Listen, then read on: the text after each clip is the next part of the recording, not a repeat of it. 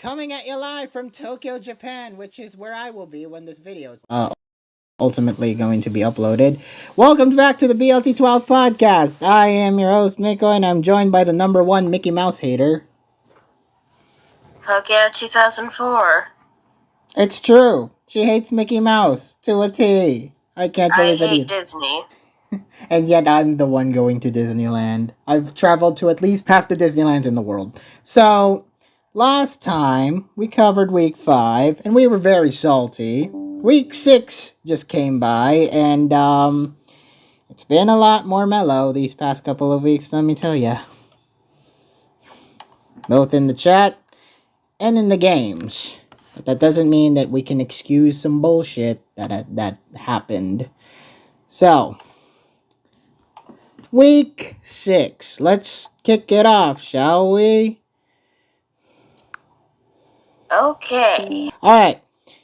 First off, we have the Resort City Rufflets tying the Primal Power Pangoros. You can only muster a tie, which you kind of expected, to be honest.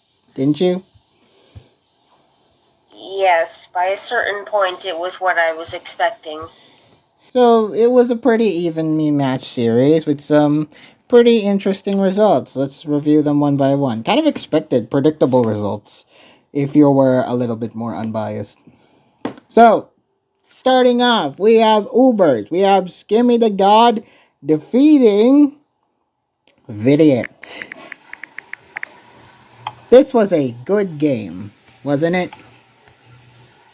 Yep. This was an actually good game between two very established Ubers players, and it's very good. So we started off with Eternatus poisoning the Ho-Oh, while Kyogre paralyzed the Eternatus, who poisoned it back with Toxic at turn 6. Alamomola then got burned by the Ho-Oh on turn 11, while Koraidon set up Sword Stance and Scale-Shotted to beat Kyogre on turn 33. Basically, nothing happened for a while until turn 33, where Kyogre died to the Koraidon Scale Shot. And then we come to a little while longer, as Koraidon nearly killed the Arceus ground before dying to it on turn 50 with the CC. And then Ditto came in on turn 54 to beat Eternatus with the copied Zacian, as Skimmy Zacian was then set up to beat Eternatus on turn 59, setting up the Sword Stance and the Trailblaze. And then Terra Electricking to beat Koraidon the next turn. Then we saw that Ho-Oh Terra Darking, but got critted by Zacian's Behemoth Blade on turn 70, sacking Alamomola on turn 75 to heal up, as Ho-Oh lost to Zacian on turn 92 until Vidiot ultimately forfeited. A very long game, this one. I find it funny how Skimmy didn't actually play that well. He could have probably won this a lot sooner than he did. By using what? The Terra Electric Zacian? He was being weird regarding Ditto. He said he didn't remember how Zacian and Ditto interacted. Oof. That's kinda... He did kind of play that awkwardly, but, you know, it's still... If it works, it works. Okay? If it works, it works. It's fine. Well done, Skimmy, for at least mustering up a pretty decent win over a very established Ubers main, as we've said. Next up... The prep worked well this week. The prep worked well this week. Good. OU. Leroy Pollux 1 lost to Crying. This one. You had to hope for at least somewhat of a miracle if Leroy Pollux was going to beat Crying. So, we started off here with Tornadus knocking off the Ting Lu's item, who instead crit killed Great Tusk as a result of turn 4, roaring out the Hydrapple, who killed Ting Lu on turn 10, while Darkrai knocked off Garganacl's item, which Tornadus counteracted by critting the Pecharunt on turn 15 with a knockoff. Then we saw the Hydrapple defeating Pecharunt as Garganacl Sulcured Latios as it tried to heal itself. Now this was very notable because Latios could have been, could have been useful, especially for this endgame. I don't really know the specifics of what should have been done better in this game. All I know is that our matchup, it was great, apparently.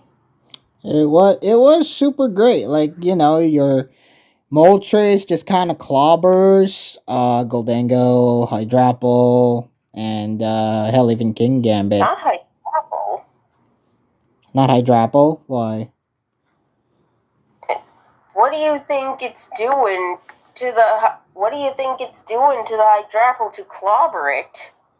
Well, it has a good match. Well, I mean, like, it's a good matchup. Like, Fickle Beam ain't gonna do jack. Giga Drain ain't gonna do jack. It's just a good defensive guy to have. Yes. Because Nasty Plot with Fickle Beam won't do jack. It won't do jack. Moltres is a special tank. That was sarcasm. Yeah, I know. I'm in on the joke. So, turn 42. We saw the Moltres burn the Tornadus. However, lost its item, Heavy Duty Boot, so it can't reliably switch back in. Which Crying did an absolutely good job of, like, avoiding defog to hope to make it bring it back, and then potentially having to deal with roosting Moltres. So that was good on Crying. Then turn 49, we saw the Tornadus beat the Latios as Garganacl came back to Terra Water as King Gambit Terra Fighting to kill it with low kick. Now I thought you had the game here because you have a King Gambit, a Terra Fighting, and it was doing very, very good damage. But then turn 54. We saw the Goldango trick the King Gambit, dying to its Iron Head, with Tornadus missing the Bleakwind Storm to die to it. I really, really thought you had the win here, but Hydrapple killed it on turn 57. King Gambit eventually beating Darkrai at the end because Darkrai did not carry Focus Blast. And so, yeah, Crying won. So many good ways to win. So many good bonds into this, and well, we just kind of played like ass, I guess. It was, you did try to pull it back. That Terra Fighting King Gambit, you did try to pull it back with that, but ultimately, yeah, that was the plan. But Hydrapple. We really should have sacked Moltres when Crying used Trick, because like I understand Crying's been doing a lot of doubling in this game, but I mean, if you could have just baited her out, you would have had an out yourself to just basically go ham with the Terrifying King Gambit. I think what I meant is I think it's much more risky to double than to just trick in that case. Really? Right there. Really? Well, yeah, what's Crying gonna double into that doesn't just lose her the game? Or them? Right.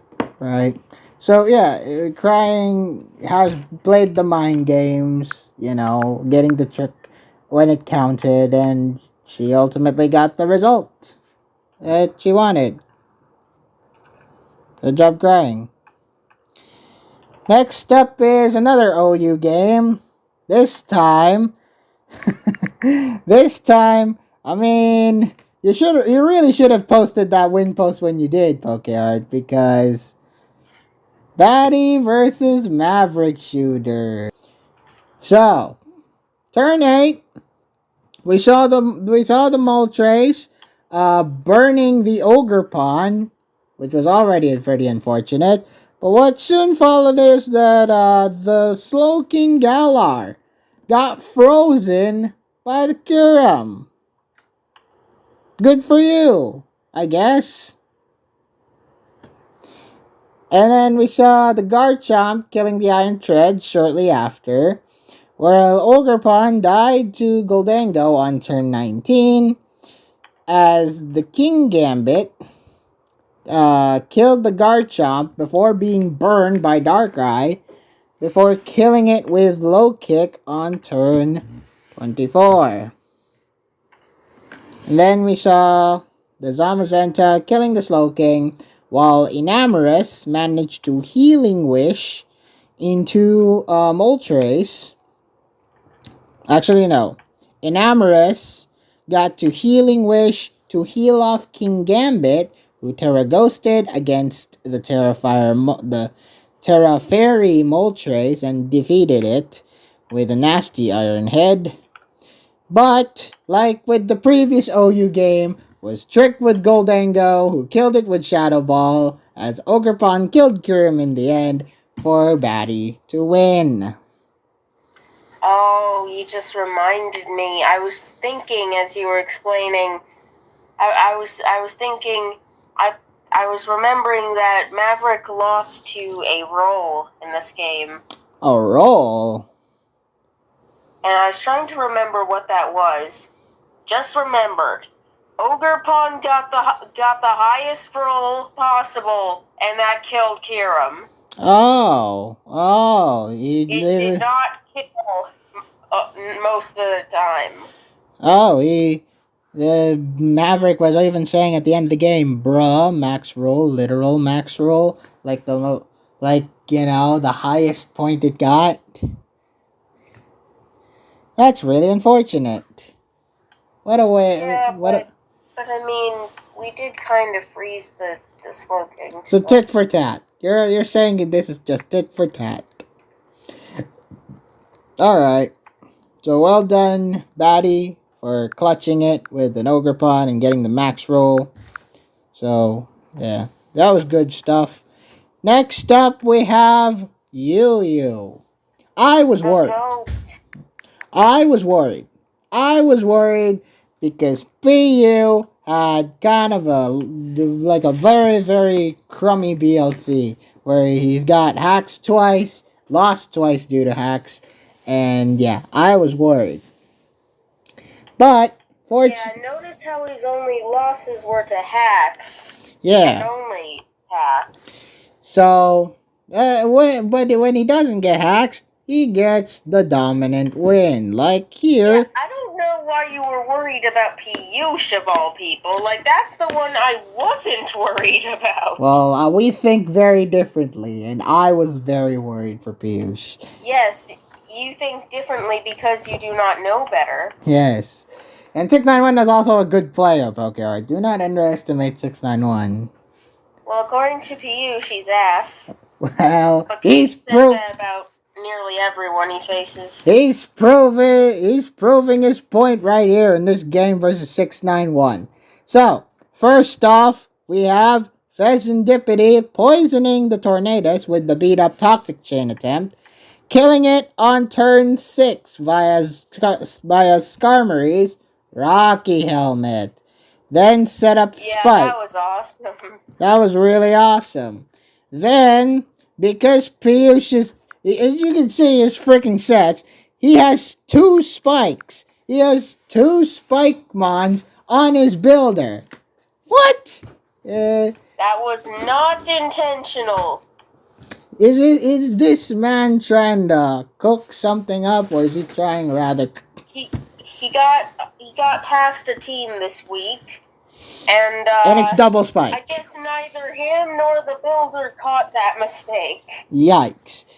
So yeah, that was funny. Latios got to Terra Steel on turn 11, which is nice. But then, and this is where Piyush's goated place comes in. Turn 24, we saw the Skeledirge terraferrying and burning Gastrodon, killing it. Killed it a few turns later with Hex. Then let Piyush's own Gastrodon be burnt itself on turn 30, which honestly kind of didn't matter to him. Sacking Pheasantipity to Spikes, while Skeledirge came back in and just became the big wall. He became a big nasty wall that 691 unfortunately had to overcome. Defeated the Skarmory, and then defeated the Latios after surviving a lot of Skeledirge's Hex attempts. Hex attempts were very bad. And then Meowscarada came in, defeated 691's Meowscarada with knockoff. 691 eventually forfeiting. So, yeah. Piyush proving himself. Well, actually, no, he didn't get nearly the 6-0. He lost a bunch of mons. But, you know, it's still a pretty good win for Piyush nonetheless. So, well done. Yep. I shouldn't Piyush can beat anyone. I shouldn't be worried about your jackass anymore because, you know, you've kind of deserved this win, buddy. I'll say. Alright. Next up, we have Aryu. Oh. High naming is hard, defeating Franklin. What happened? Numerous things happened. Not just numerous things. Oh, this was, the team's already, like, bad enough to look at. But, like, he had a pretty hard time with this one, Ars did. So, and Gegwe even said that he was playing while drowsy. Woman. Ours was or No. high naming? High naming. High naming mentioned that he was drowsy. Uh-oh. So, Gardevoir tricked Jirachi to gain the leftovers, while Tornadus set up the nasty plot to kill Cyclizar. What? He was playing while drowsy? That explains a lot then. That explains a lot why. That explains why he stayed in with Gardevoir like a psychopath. So Gardevoir tricked Jirachi to gain leftovers. Tornadus. Yeah, but then he stayed in and moonblasted like a psychopath. He's playing on fumes, Pokeart. So Tornadus set up the nasty plot to kill the Cyclizar on turn 10, as Gligar was sacked to Zapdos Galar, while Tornadus missed the Heat Wave on turn 14 before Jirachi came in to kill the Zapdos Galar on turn 21, Terra Watering the turn after. And then Jirachi paralyzed the Crocodile to kill it.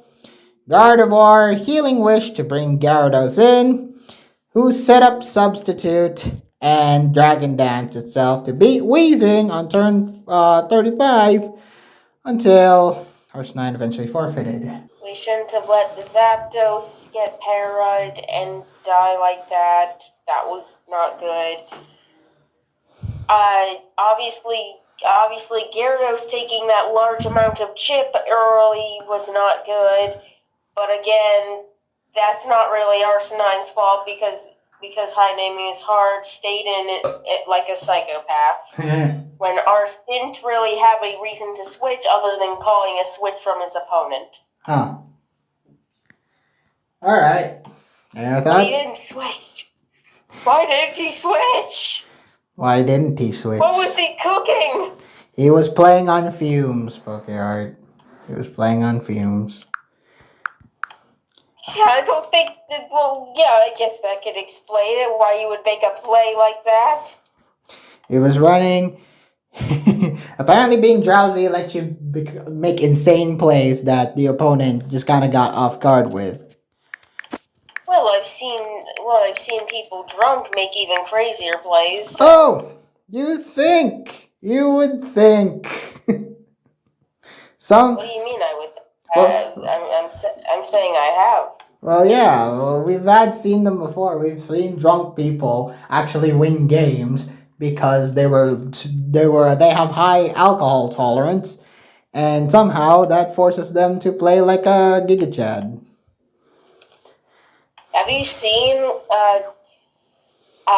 in some past BLTs when I teamed with TMM, bro was drunk for quite a few of his games, I think. Yes, he was. I can confirm. I mean, he man loves to have a beer by his side while clicking buttons on Pokemon Showdown. All right. Next up, we have NU. Acid bodying. Let's rumble, shall we? No, this was a complete bodying. I'm sorry, Inertial Initiative. But, yeah, your ass kind of got handed to Acid. This is kind of what happens if you don't play any NU for numerous months. That's a call out. That feels unwarranted, but okay. Alright. What do you mean? It's true. If it is, it is. So, after both set up hazards, we saw the Incineroar burning the Scream Tail on turn 11, while Gligar poisoned the Belly Bolt before dodging its Muddy Water on turn 19, but not before Zarina was paralyzed by it on turn 22 when it was trying to Rapid Spin away hazards. After Belly Bolt was sacked to bring in Flygon, Basculegion defeated the Bronzong on turn 32, while Incineroar crit the Inteleon on turn 36 with a knockoff, bringing it down low and knocking off its Choice Scarf away, sacking to its Earthquake, while Basculegion subbed and defeated Inteleon and Gligar before Inertial forfeited. Yeah, we looked at this and we're like, yo, Basculegion kind of just wins. Yes, it does. Like, you've successfully neutered your Zarina. You've knocked off the Choice Scarf away from Inteleon. You very much neutered that. So what does Basculegion do? Just kind of runs wild. Oh yeah, why did bro hard switch in his Inteleon onto the Incineroar, which was 100% going to knock off? Turn 36. I have no idea. I mean, maybe he thought his Inteleon would just be better here if it wasn't choiced. I can understand that, but that's still a lot of damage to take for that. Yep. Especially since it crit. Whoops. It crit, and it was bad. So he kind of just sacrificed that play. He kind of lost his win con from that point because, maybe Toxic Growth, but still. He could have benefited a lot by keeping that Inteleon scarf and keeping it as healthy as frick. You just gotta make sure Basculegion dies beforehand, which he didn't take advantage of. Alright. Yep. Unfortunately. Next up is PU. Suzuka beat Wesh Papillon. Aww. This one's so unfortunate. There was some luck. He is right. There was some luck that happened in this game that I wasn't a fan of, but yeah. It was simple. Suzuka also just in general played well though. He did. So, we saw the turn 1 already. We got the slow bro Galar crit kill the Rhydon with Surf as it was setting up rocks. And then we saw the Cramorant defogged. However, activated Articuno Galar is competitive, but was poisoned later on by Slowbro on turn 18, who killed Sen/Alola. Hariyama then Terra Steeled and bulked up, defeating Cramorant as Florges tricked the Slowbro as it died on turn 30 by the Shell Side arm, as Hariyama came back to kill Florges and Rhydon, while Persian Alola tricked the Milotic on turn 39. Then we saw the Milotic burning the Slowbro on turn 45, killing it, as Persian Alola, killed back the Milotic, and Hariyama for Suzuka to win. Oh, I just remembered. The crit, the Moonblast crit on Hariyama sucked. Yes, it was. I didn't note it, but I remember that happening. Which turn was it? Turn 33, yeah. That Moonblast crit kind of sucks. That sucked because, look, Persian does quite a bit with foul play, so the healthier Hariyama is, the better. Yep. And, well, unfortunately, that crit made it so it wasn't terribly healthy anymore. Yep. And it was pretty much our win con by this point. It was pretty much our out. Yes, because Articuno was too low, Milotic couldn't do anything substantial. Although the crazy part is, if Wesh actually stayed in on turn 39 and just draining punched, because the Persian switcherooed, if he draining punched instead, I think he might have just won, which is kind of crazy. Yeah, because all we have left is the Slowbro. Then that dies to Drain Punch, and Hariyama freaking just tanks it. So, yeah, you're right. He could have. But alas, that's not what happened. We were thinking that we had a shot if Milotic if the now Scarf Milotic outsped the Persian and scalded it. But no, it didn't outspeed, so. It didn't outspeed. That's why the kill happened. And that was kind of unfortunate. Next up is LC. What was going to be you versus Sen, but somehow you fucked up your own time.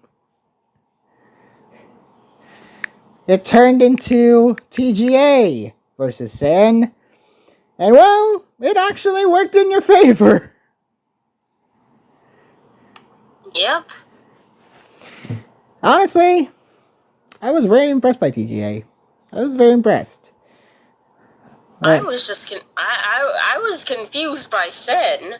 Well, let's see. Terra Ghost Glamette first blocked the high jump kick attempt by Minfu, killing it with the sludge wave. Why did Rogue high jump kick immediately? I don't know. Maybe it was just expecting that to be sashed. That's not a reason to do that, then. I have no idea. Switch out! Maybe just switch out at that point. Then you would have saved your Minfu for something else. Then, Glamette beat Vullaby before dying to Fungus, who lost to Torchic, who lost to Shelder. Then we saw the Tinkatink was sacked by Mudbray, as Minfu defeated Shelder on turn 15, and despite being burned, defeated Torchic at the end for TGA to win. Any other thoughts? Not really. This is nice and clean and well done by TGA. Yeah, the gaming attack. The gaming attack. Though a bit odd for Sen. Yeah, this wasn't a very good look for Sen. I don't know what he was thinking. Alright. Next up is Monotype. Rio Vidal versus Memphis Depay. And brother, Maroon just kind of needed a good win, and look what happened. Fighting versus Fire. And Fire won. Again. Well, Fire is pretty fire. It is pretty fire. Finally, right? Like, Maroon didn't get a shitty matchup. Didn't have to play around a shitty matchup. Well, technically, if you really think about it, the matchup was kind of shitty because the Great Tusk was there. Rio said that their bad luck and bad matchups end this week. Hopefully, that is not a jinx. Hopefully, that is just not a jinx. Well, take a look. It clearly wasn't. Well, okay. When I say this week, I meant week 6. Yeah, okay. So, starting off, we have Ninetales, who set up Sun and tanked Urshifu's Surging Strikes, sacking Heatran to burn it via the Flame Body on turn 4, while it died to Cinderace, setting up the Swords Dance on turn 8. Then it just died to Great Tusk. Then Ceruledge defeated the Iron Hands on turn 14, and despite being taunted, defeated the Great Tusk, as Ogerpon crit Oko the Sneasler on turn 17, and killed Iron Valiant before missing that beautiful, beautiful play rough against the Scrafty. I have to wonder, I just get a funny feeling that the crit Ivy Cudgel probably didn't matter. You don't think it mattered, didn't you? It's in Sun from an Ogerpon. And Sneasler is fucking frail. Yes. It's it's quite frail. It's a fucking frail thing. Also, yeah, If you don't believe me that it probably didn't matter, well, let me see. Let's see it. Let's see whether or not it mattered. Good. Reveal the calcs. Dude, it does. It says it does 139.8 to 164.7% without the crit. God damn, man. That is a weak... wonder how much that is with the... Holy crap.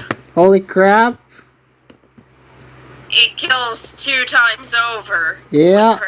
Yikes. 200 plus damage under Sun with an Ogerpon. Yeah, no, that didn't matter at all. That thing was always dying.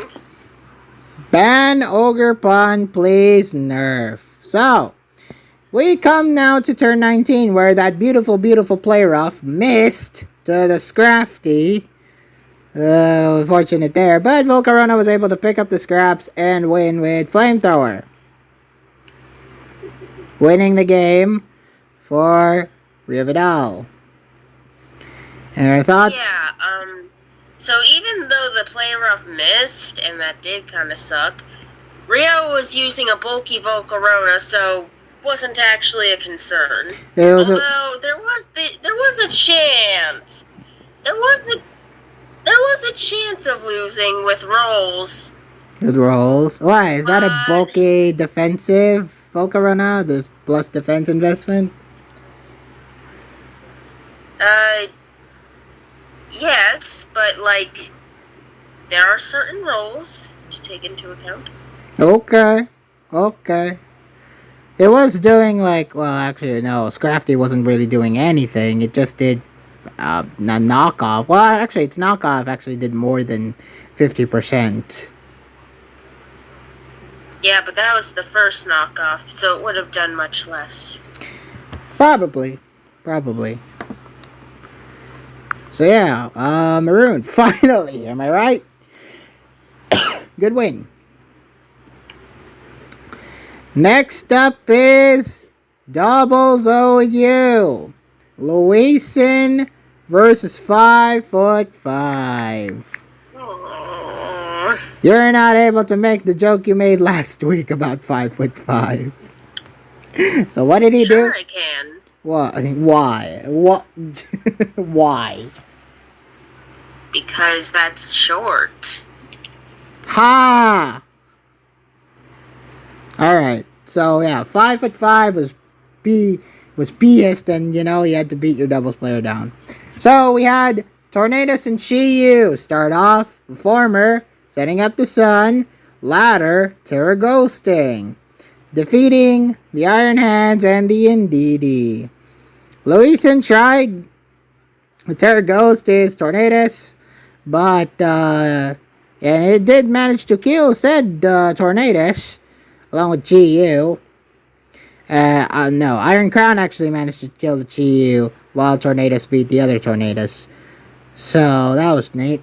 Then turn 6 came. We saw this after Sinistra died, Diancie managed to set up the Trick Room, killing the Tornadoes and the Ogre Pawn with Diamond Storm.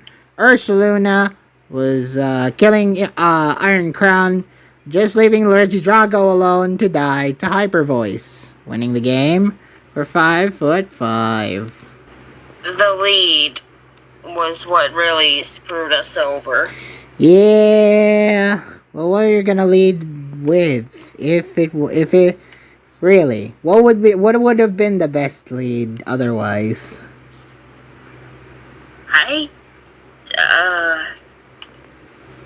Iron Hands Regidrago, Iron Hand not Tornadoes, Tornadoes Indeedee maybe? Just setting it up for Iron Crown? I don't know. I'm thinking of other things. But yeah, ultimately, I don't really know what would have been more ideal. When I said the lead screwed us up, I meant 5'5's lead. Okay.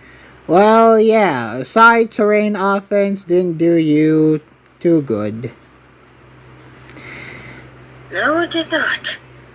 Alright. Although I did like our attempt at coming back with Terra ghosting the Tornadoes to block the taunt and then getting an expanding force off. Yep. That was good. Couple of turns. Yep. So, yeah.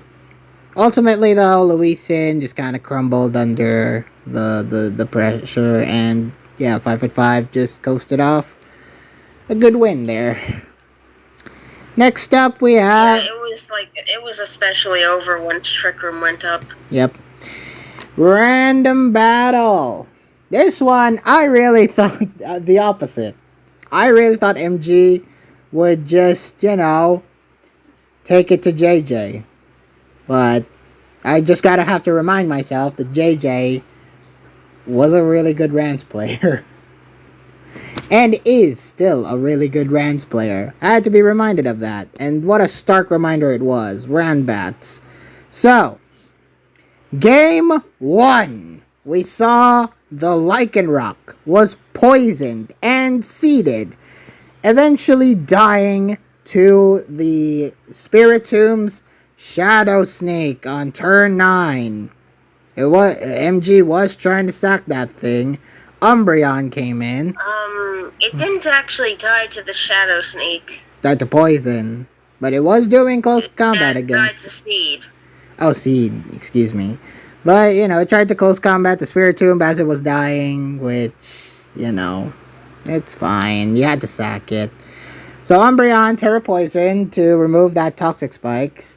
Meganium actually managed to dodge a Air Slash from Tropius on turn 19, allowing Dondozo to dodge the Cinderace, the Pyro Ball, to set up the Curse via Sleep Talk. As turn 30, we saw the Tropius dying to the Dondozo. Then we saw the Bastiodon set up the Iron Defense, killing the Meganium on turn 39. As Spiritomb crit kills Umbreon on turn 42, Toxicking the Comfey, who sets up Calm Mind, and killed Bastiodon before dying to poison, as Oranguru followed it up, beating Greninja on turn 48. Spiritomb... Oh, it's occurring to me that I haven't actually watched these games. Well, oh, that's right, because you were asleep at that time, weren't you? Yeah. I woke up early to catch the games live, but MG played an hour early. Oh, well, that kind of cost him. So, Spiritomb missed. Or maybe more like 30 minutes early, something like that. Spiritomb missed the poltergeist, allowing Don Dozo to rest up. However, the Terra Ghost ensured that Spiritomb was going to kill the thing to win the game. Yeah, that was game 1. So, you saw game 2. You at least saw most of game 2, right? I believe so. Okay, so game 2, we saw the Hoopa chipping JJ's Mons. Then we saw the Quaquaval killing the Armorers on turn 13 as Azelf came in, Terradarked, and beat the Sinistra.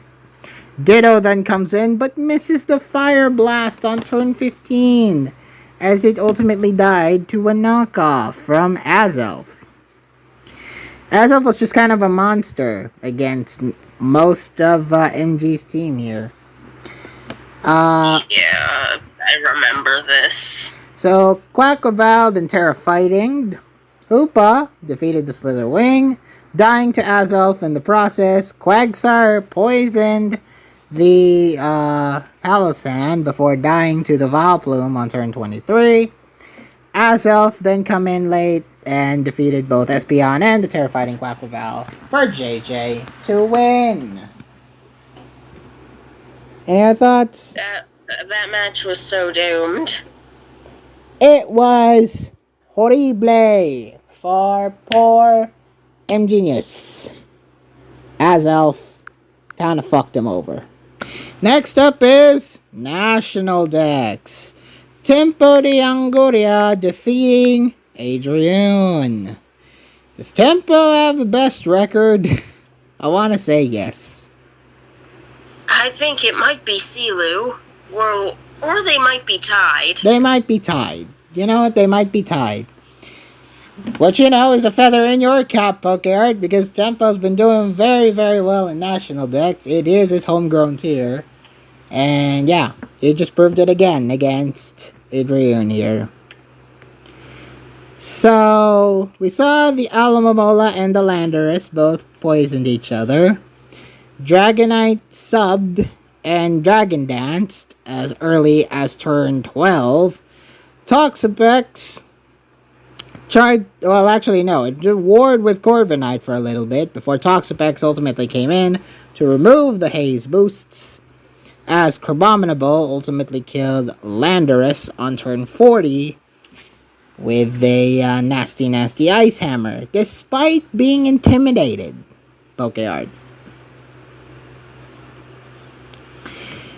And then we saw the Mega Charizard Y defeat both the Dragonite and the Ferrothorn on turn 51/52, as Alamomola died to a Solar Beam, as Toxapex was sacked to the substitute Crabominable before Charizard ultimately came back in and beat it with Weather Ball. Just a reliable ass Zard from Tempo.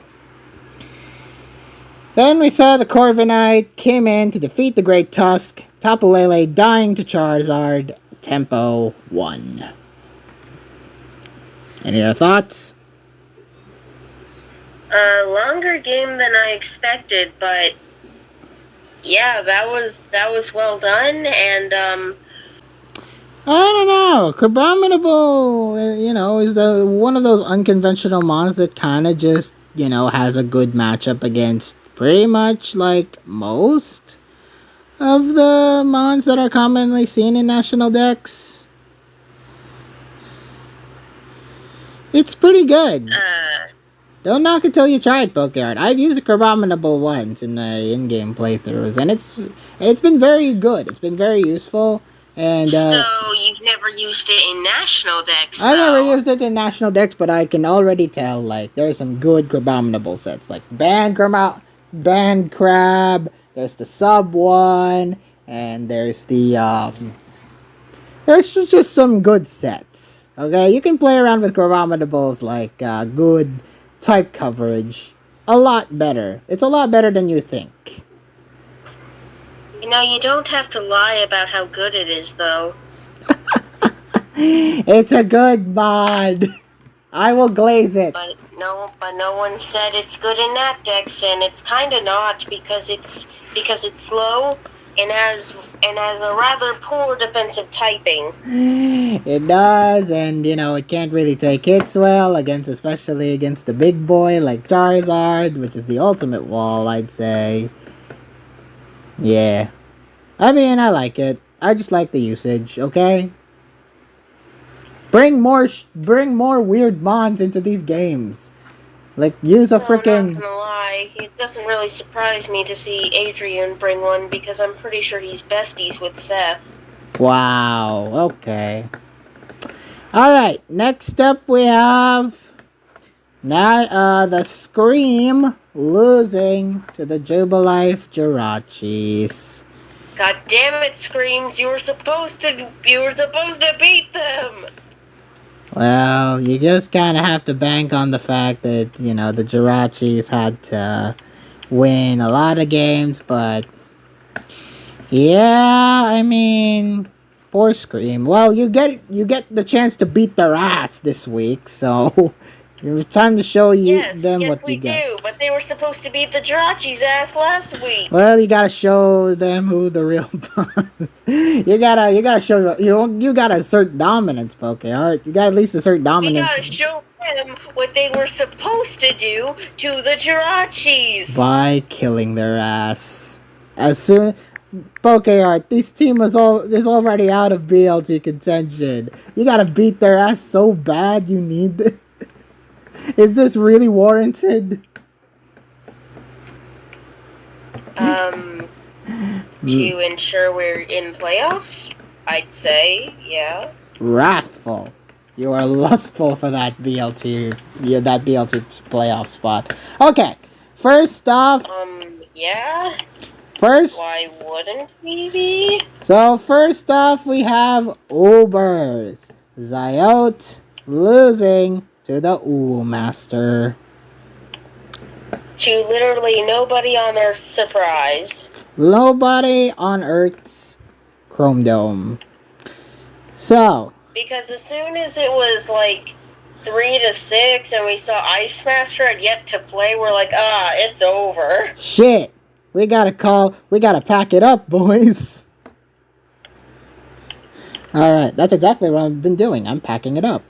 So, first of all, Ribombee set the webs, paralyzing the Ho-Oh before dodging its Sacred Fire on turn 6, leading to Tinglu whirlwinding Eternatus out as Terrafire, Chien-Pao, Oko, the Zacian... Terrafire or Chien-Pao with Sword Stance, I should add.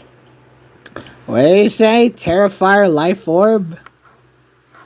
Terrafire Life Orb Sword Stance. This thing's a monster. Defeating the Zacian with Terra Blast on turn 11. This man's a monster. So, Ditto thought the best option is to copy that son of a bitch. Defeating the Ribombee. Then Arceus Water died. Ditto copied the Zacian on turn 17 to kill it. And Ice Master just used that Zacian against Zyote and won the game with it. Oh yeah, Ice just kind of went ham with Ditto because Zyote tried hyper offense. Took it to his advantage, and Ice won. Could have at least copied the Chien-Pao.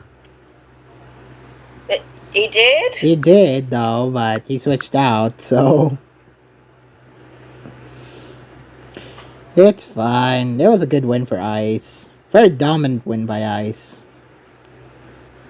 And speaking of dominant, speaking of getting your ass handed to you, Irene versus Starrail in OU.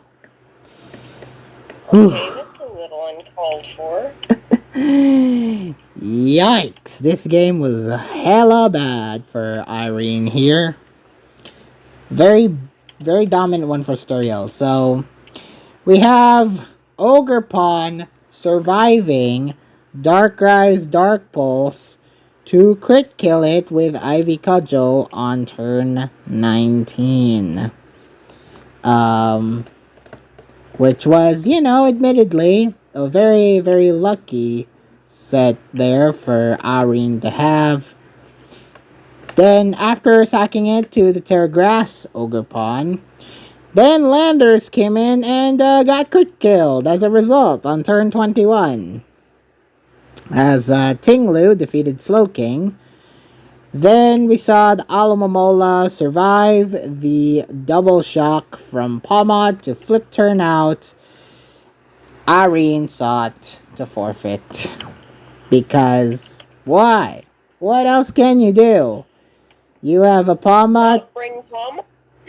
Not bring Palmot. That thing can Revival Blessing and probably heal someone like Ogrepon, to be honest.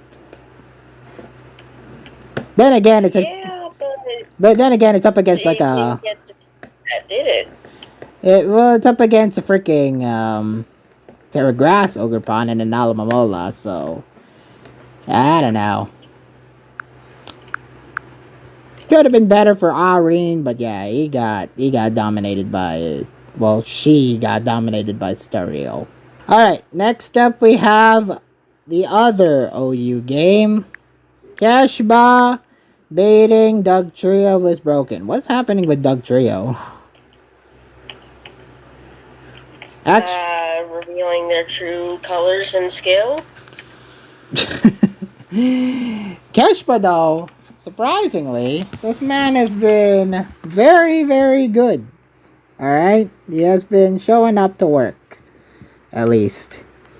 So, Paralysis... Probably, considering his age is public, he's probably working. Well, Paralysis Wars began, with Ninetales setting up the Aurora Veil, and Goldango set up using the Grassy Seed Nasty plot. Stalling with Chansey until it Terra Fairied and crit killed it on turn 23. Yeah, the crit kill. Stayed in for a while there. I wonder why this man wasn't, thunder waving while he still had the chance.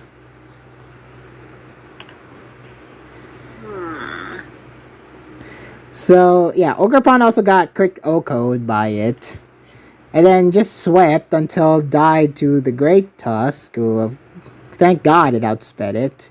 Because Keshba was losing Mons left, right, and center to that Goldango. So, we saw turn 31. We saw the King Gambit defeating Ninetales.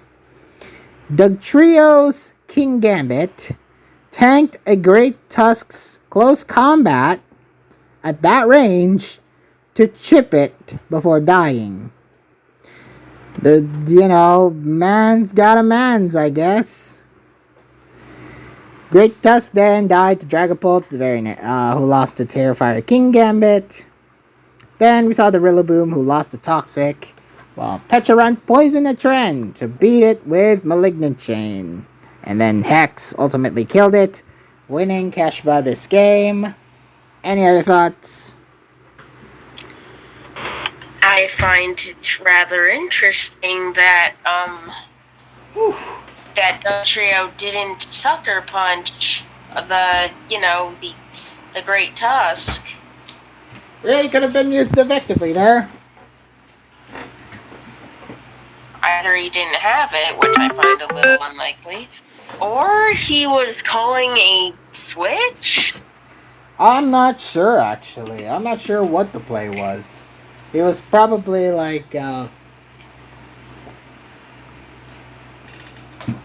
was probably confident enough. He might have been predicting a switch from Keshba into the opposing King Gambit. Probably. Which, ultimately made sense.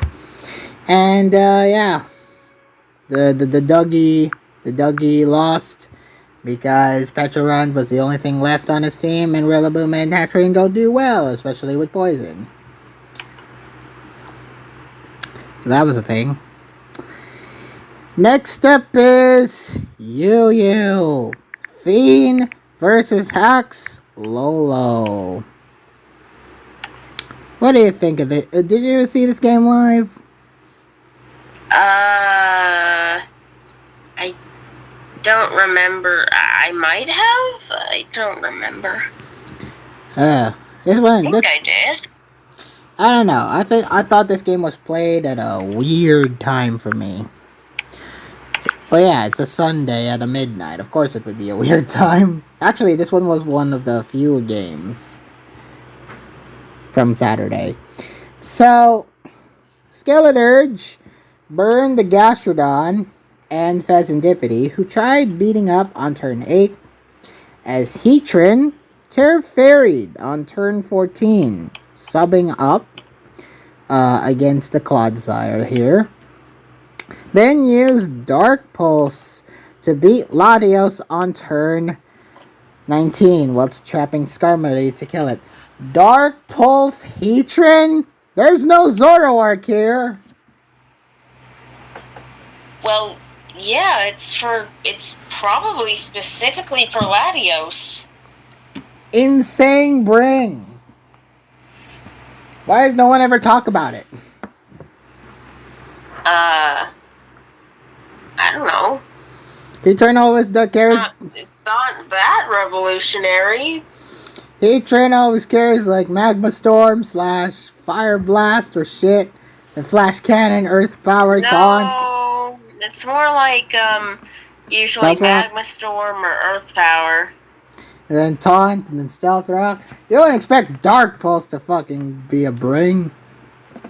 Well, with Latios being freaking rampant, it's very understandable, I think. Yeah, I understand it, because it's very warranted. Latios are running about, and the only way you can stop it is with a fucking Heatran of all things, when Meowscarada was an option. It's not anymore, but it was an option. Well, speaking of Meowscarada, it died to Latios, while Mandibuzz knocked off the Gastrodon's item on turn 41. It's not Sticky Hold Gastrodon, which is interesting. So Skarmory died to Skeleturge.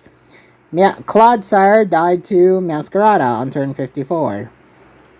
Skeleturge then Terraferied, beating the Heatran, but failed to kill the Latios on turn 59. It was going for a Hex, but ultimately Latios did survive, dying to it. Skeleturge dying to it as Mandibuzz stalled Gastrodon out of Recover PP and beat it, while Latios ultimately died to Hazards. Fiend won. Any other thoughts? Not really. Good play. Good play by Fiend. Next up is a surprise. Nobody was ever expecting this. Are you Just Franco versus Jojen? Actually, as much of a surprise as you thought. Why is that? Apparently, it's kind of known that Jojen is quite good at RU. Really? Why haven't we seen them in RU then? Why don't we see him a lot more in RU then? If, you know, this would have been a good opportunity to showcase that. Scream. Who's their RU player normally? It's normally... Oh. Well, I don't know. You could have probably swapped Eevee and Jojen around. This would have been a good opportunity to showcase Jojen and RU, and, you know... Yeah, honestly, they probably should have swapped the two around a lot more. Quite a bit earlier. Yeah, if you slotted in Jojen just a bit earlier, maybe we could see how good Jojen is in RU. And now that he's finally gotten to showcase that, he beat Just Franco. Can you believe it? Yeah, I guess. I mean, I watched it happen. You watched it live, too. So, Espeon blocked the Gastrodon spike attempts on turn 15, while Porygon Z managed to Terra Ground on turn 22 and beat Empoleon with a nice Terra Blast, while Zapdos Galar counteracted by defeating the Gastrodon on turn 33. Then, Cyclizar Turpoisoned Espeon, surviving Registeel's body presses to heal itself with a Wish Protect combo, while Gastrodon died to Porygon Z on turn 47, sacking Zapdos Galar for Gengar to beat Espeon. Wo-Chien then died to consecutive U-turns, while Gengar was sacked on turn not 57, 57, allowing Porygon Z to set up Nasty Plot again and beat Cyclizar and Slowbro to win Jojen the game. It was actually a very well played game by Jojen here. Don't you? Yes, it was. Don't you agree? He utilizes Porygon Z well, managed Terra when he mattered, and, kept claiming kills that were necessary for the win. Well done! Why didn't you play RU more? The Jirachi's manager simply didn't know better, maybe? How unfortunate. How unfortunate for Glue and Stariel. Alright, next up is NU. Big Tony versus Enzo Nana. Big Tony, though, has been doing actually the opposite. He's been doing well-ish. Okay? When he can beat players that are clearly above him, I think he can pretty much have a good game and go. But against the really good NU players, he's gonna struggle. So it was a nice win for Big Tony here. First off, we have the Mach, who had Custapberry, chipping Amoonguss, who had Eject Button, to switch to Flamigo, who killed it on turn 4. Copperajah. Oh yeah, was this the game where we had where we had an eject button mon on both sides? It was, because we had an eject button Amoonguss, of all things. And we had the Copperajah killing the Toxtricity before dying to a crit Shadow Ball from Chandelure on turn 8. Then burned Flamigo as it killed it with close combat. Yes, it killed it with close combat because it was scrappy, but got burned as a result. Oh yeah, that was a banded Flamigo, right? A banded, scrappy-ass Flamigo. Well, they're all scrappy. I know they're all scrappy. You just don't usually see it used. I know they're all scrappy. So, Terra Normal Scyther came in, surviving Amoonguss's foul play to just beat on the Flamigo, beat on Diancie, beat on Basculegion, Enzo ultimately forfeiting. Any other thoughts? Not really. It was a very short one. It was short but fun. It was fun. Next up, we have Peel, one of the last games played. Lore versus Black Knight Gawain. That one was interesting. So after Cramorant defogged away hazards twice, we saw the Florges trick the Sandslash Alola to gaining leftovers on turn 14, while Rhydon sword danced only to lose to the Alola Persian on turn 28. Literally like double on what happened the previous notes. Florges moving on to kill the Sandslash Alola. Then we saw Tauros consistently Chipmons with a nasty Flare Blitz, killing the Cramorant on turn 33 before dying to its own Flare Blitz recoil to Scrafty, who survived it before dying to the Milotic there. And Orthworm killed Palisand on turn 39. Articuno Galar set up the Calm Mind before killing Slowbro Galar with it, killing the Terra Fairy Florges and the Orthworm to win Balor this game. Any other thoughts?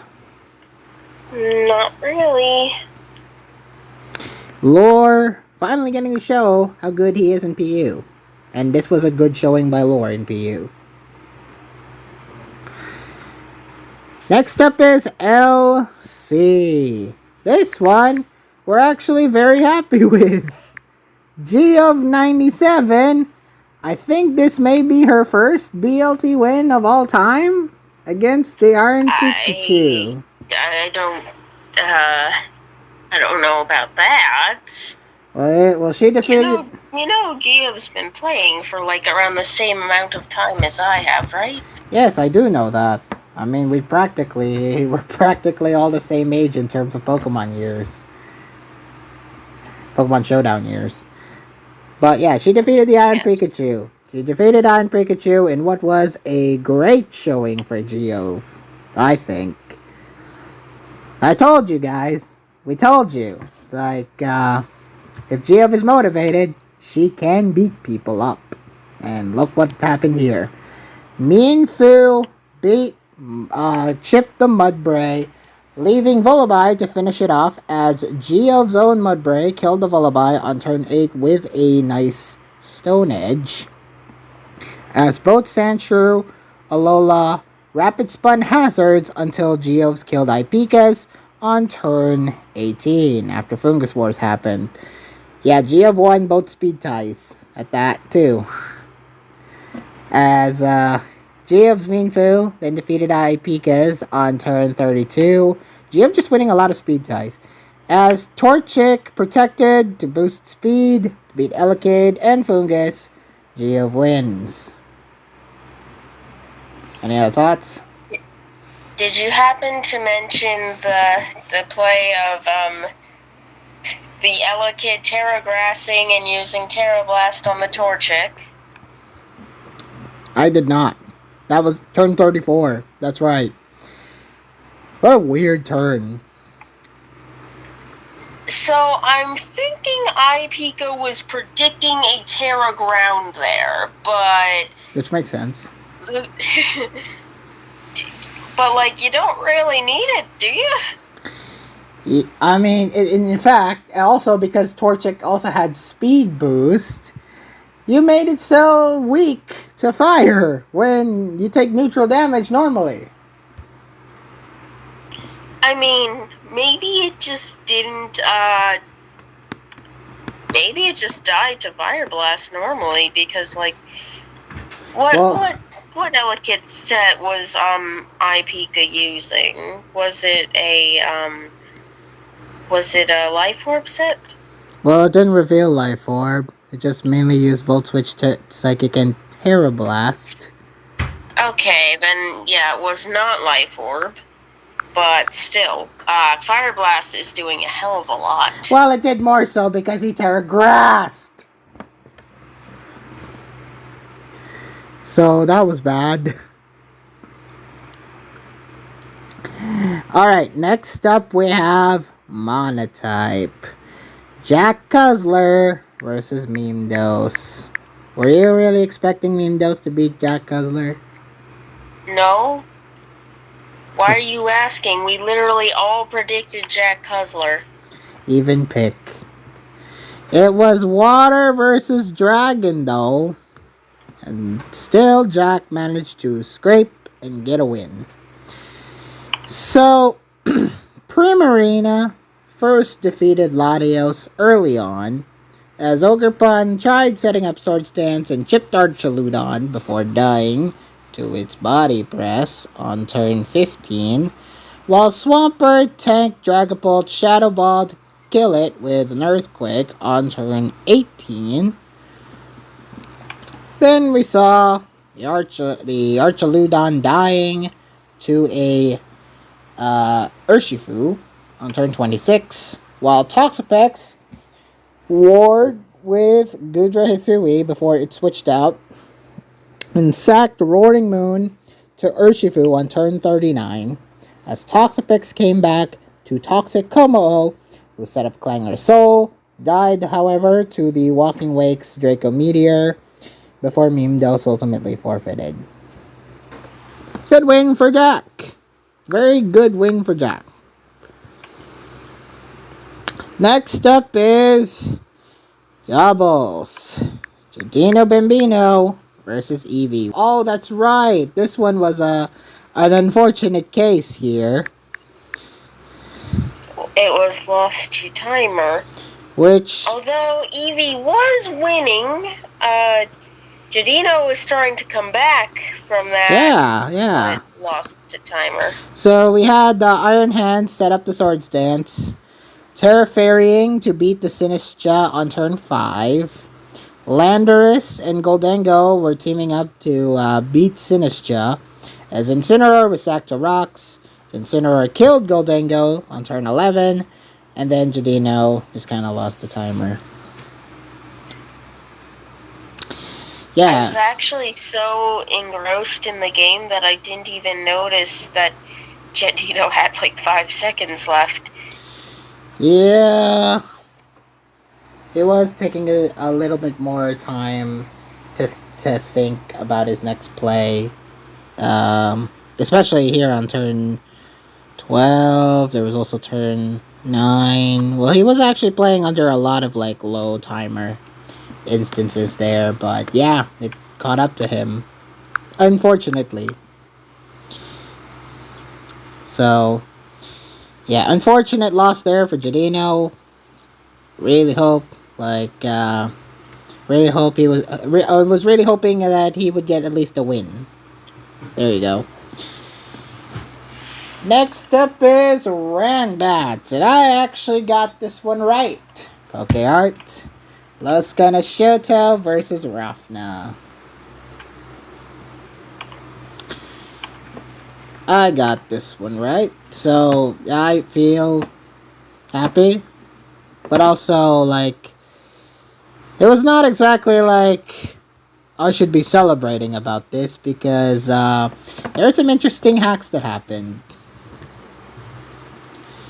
So, turn 1 of game 1, we saw the Meowscarada miss a triple axle for Toxicroak to OHKO it back with close combat, sacking 2 Dugtrio as Flameorb Hariyama came in to beat Bronzong before dying to a crit Zen Headbutt from Iron Boulder on turn 5. Hilarious. Then we saw the Noctowl setting up the nasty plot, Terra Grounding on turn 8, defeating the Tyranitar, while Charizard missed a Focus Blast against the Snorlax on turn 13, allowing it to set up Curse, defeating it, and Barraskewda in the end for Losco to win. Any other thoughts? Not really. That was a lot of misses. Game 2.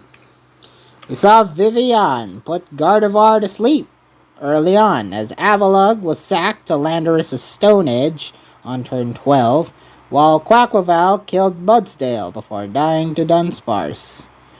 Budsdale dying to a Dunsparce. Can you believe it? Or no, Dunsparce... Dunsparce killing Quaquaval, who died to Gardevoir's Moonblast, taking itself out on turn 18. Then who Shell Smashed and killed Landorus on turn 21. Then Terra Watered to defeat Zacian before killing the Sneasler for Rafna to win. He won with a Terra Water Dreadnought. Any other thoughts?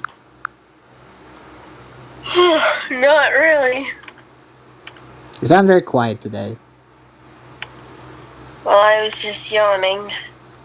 So, game 3. We saw the Diplin defeat the Vikavolt on turn 6. Losco's own Vikavolt paralyzed the Tyranitar before sacking Glamora for Iron Crown to kill it on turn 11 before it was frozen by Empoleon before immediately throwing out to kill the Basculegion on turn 17. Then we saw, after the fact that Iron Crown died to Grumpig, it critted the Regidrago with a Psyshock on turn 25 before dying to Lycanroc, as Empoleon Terraflyinged against Blossom, who set up Quiver Dance and Terrafired to beat it with a Terra Blast, and then Rafna just kind of lost the advantage there, lost Lycanroc, and Wolosco won. Any other thoughts? Not really. How was that? How was the Losco? How about that Losco, shall you say? Why am I bragging about this? Why am I bragging about this? Look at their game 1. There's a lot of misses. And a lot of crits. Alright. Next up is National Dex. Longest Banana versus Omar. Which, Omar continuing his winless streak. And it's kind of sad how you can just say, I predict Omar will lose because he keeps losing and then he loses. So first up, we saw the Petulant poisoning the Hatren early on, while Gliscor toxicked the Landorus, who used Flyinium Z on turn 5, as Ogerpon crit Okode the Gliscor on turn 8, while Megalatios defeated the Landorus on turn 11. Ogerpon then set up the Sword Stance and defeat Megalatios. Zamazenta defeated Volcarona on turn 23, as Petulant survived Zamazenta's crunch attacks towards the end here, before killing it with Zamazenta, finishing Zamazenta himself finished off Terapagos for longest banana to longest win. So good job, LB, for winning here. Next up, we have the Lavender Lapraces losing to Roaring Sailor Moon. This is what happens when you know, John, at least half your games. Might have been, more. No, actually, yeah, it was about half. It was about half your games, and yet you came out of there like a 4-2. It was a 4-2 advantage, and then the rest of the games were played relatively late. Yeah, this was a thing. So first off, we have Ubers, where Emoxu 9 lost to Skyu. Skyu is pretty dominant here in this one. No, we didn't cover this on video. That was another Skyu game I'm thinking of. Or no, that was another Emoxu game I was thinking of. Never mind. Anyway, here we see Sky's Rabombi defeating Emoxus after both set up webs, and it missed the Stun Spore on turn 5, allowing it to die to Moonblast. While Terapagos poisoned the Arceus Fairy before sacking Rabombi, before Arceus Flying set up Calm Mind, Terraflying, killing Kyogre, then Emoxu just kind of forfeited afterwards. Any other thoughts? Not really. Again, you've been very quiet. Did you really have nothing to say about this one?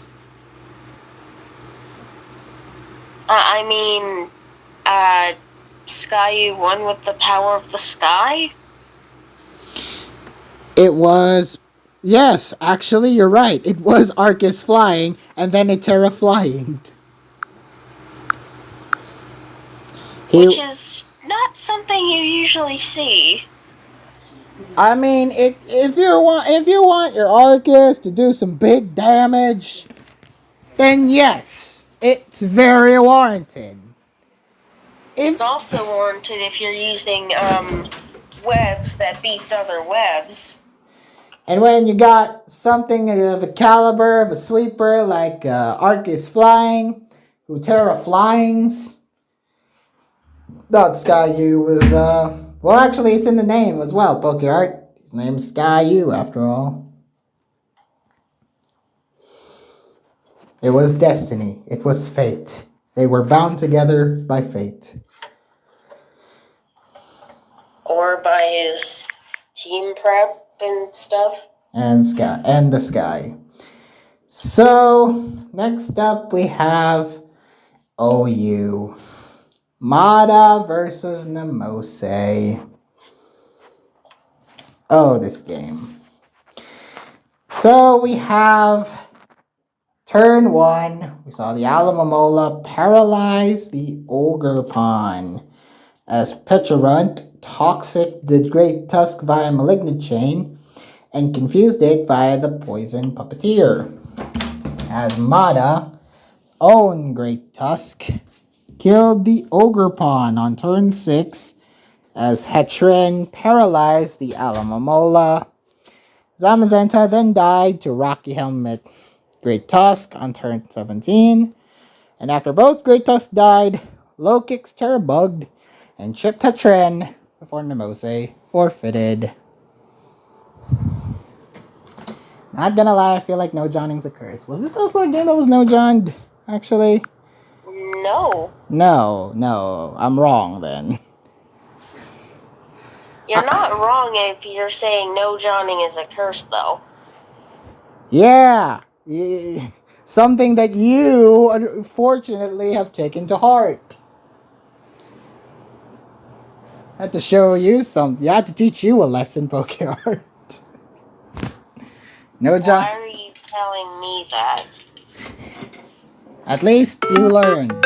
You know what? At least you've learned. At least you've learned your lesson. Actually, no, I don't think you've learned your lesson. You did sacrifice 1. Well, that's because it's Rand's. I know, but you did sacrifice 1. That wasn't up to us. He wanted to.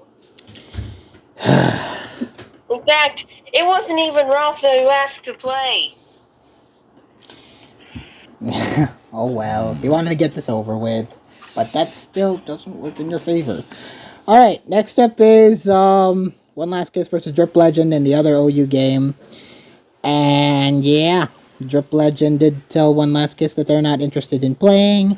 You got no response for a sub, and the sub was granted. One Last Kiss, won via act. I think you mean the act was granted. Yeah, the act was granted. So we move on now to UU, where Ziri approving our comments about him, getting up there in the age in terms of playing. That was not evident here in his battle here against Unzipped Kroger. You know, good showing for Ziri's all around. Which is good, right? Yes.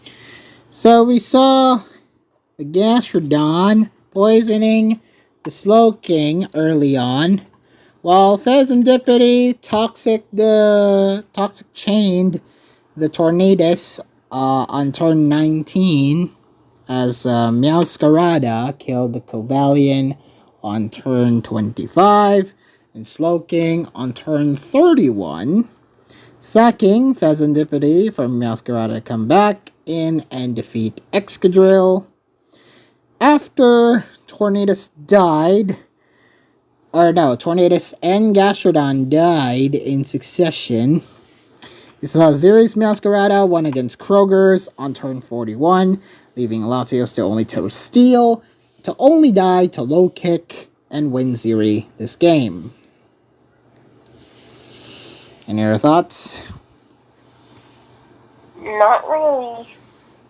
Yay, Zeri, he hasn't aged. Good for Zeri. Good for Zeri. Alright, next up is RU. The last game to be played. And it wasn't really a very good last game to be played. Colored Name versus Ampha.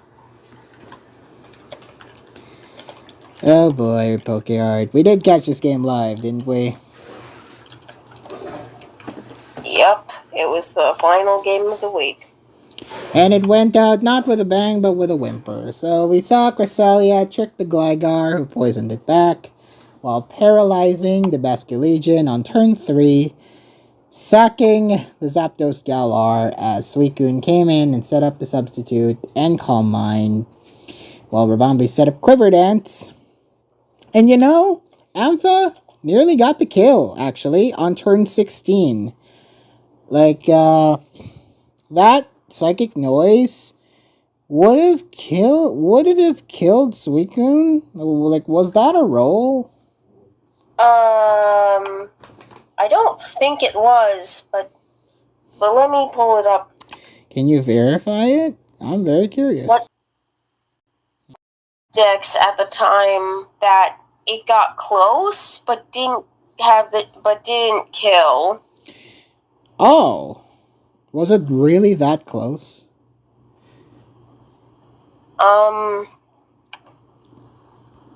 It might have been. I don't know. I'm not convinced. Can you verify that? Well, it told me numbers that are too high. Oh, did you calculate? Well, Tech investment or the Suicune doesn't have or has a lot of special defense investment. It's one of those.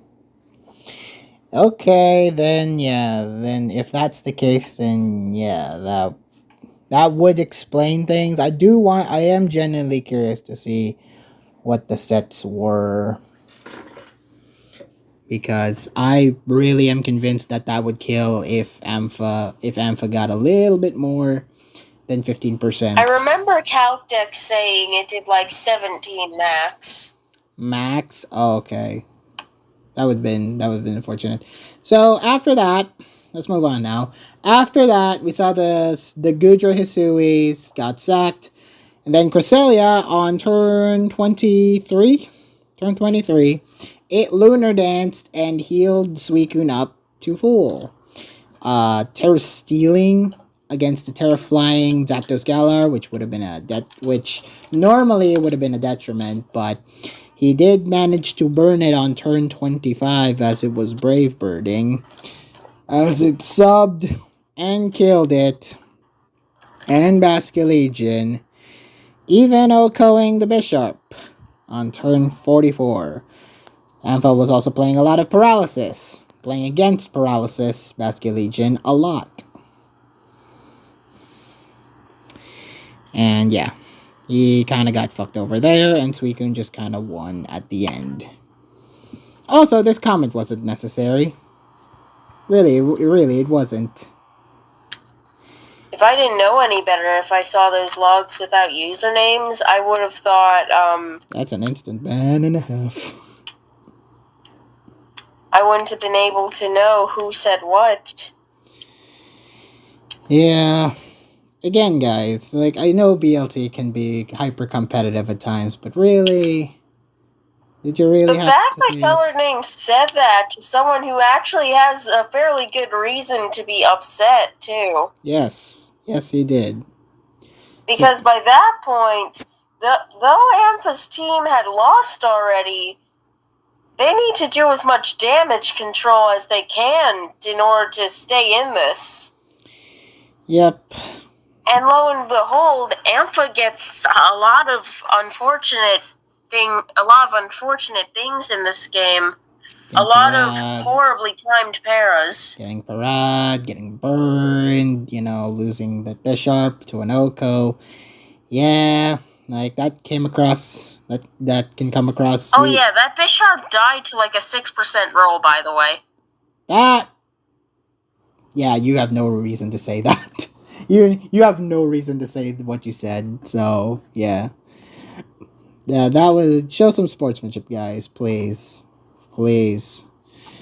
So next up we have NU Diamond's Realm versus Estra. And Estra won. We really thought Diamond's Realm would have this, but no. Estra just showed him up in this game. I think he had the better matchup.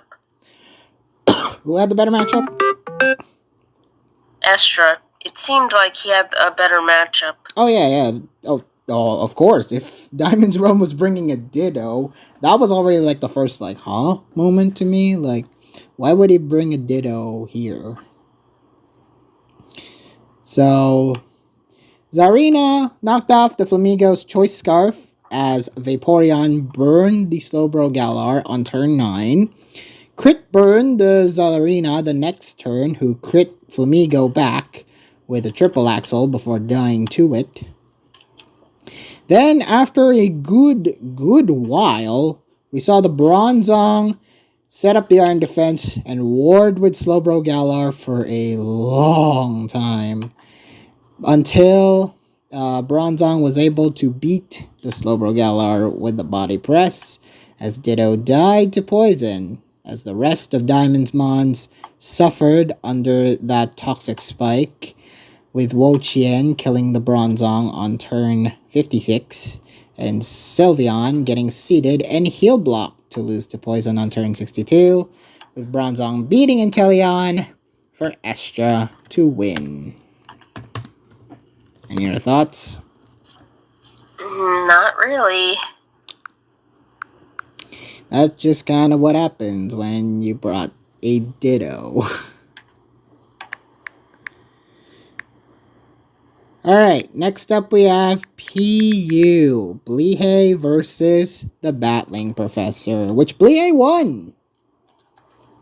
What? It was an interesting game. It was a very interesting game. So we have Scrafty here, who Terra poisoned early on, killing the Decidueye on turn 6. However, got tricked by Zoroark and even died to the Terra Dark Golurk on turn 9, as Mudsdale killed Zoroark in return. Then we saw the Florges trick the Berserker to gain the lefties on turn 21, as Mudsdale ward with Oricorio for a good while until it killed it on turn 35. Plus, the Milotic died to Tatsugiri, while Berserker was sacked to Salazzle, who poisoned Tatsugiri. Then Fleur just killed it, and Golurk in the end for Blehay to win. I thought some of Blehay's plays were questionable, but I guess Battling Professor didn't really have much in the way of for dealing with, Roar Mudsdale. Yes. There was Oricorio. There was the Golurk. You saw the Zoroark and the Tatsugiri as well. Yeah. There were also Florges was also a pretty good matchup against him, and Milotic as well. There's a lot of good stuff for Blehay to deal with, and he basically had the matchup won. So good on Blehay for winning. Next up is LC. We have Teemo versus Envy.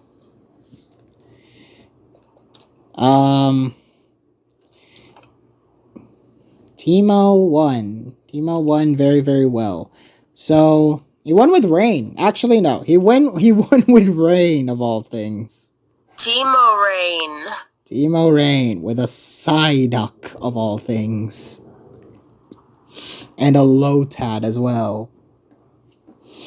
So, Shrudel set up the rain against the Wingull, who was encored on turn 3, letting Psyduck set up Nasty Plot to kill the Wingull, as Mienfoo Terra Watered on turn 7, as Tinkatink set up rocks before dying to Buizel.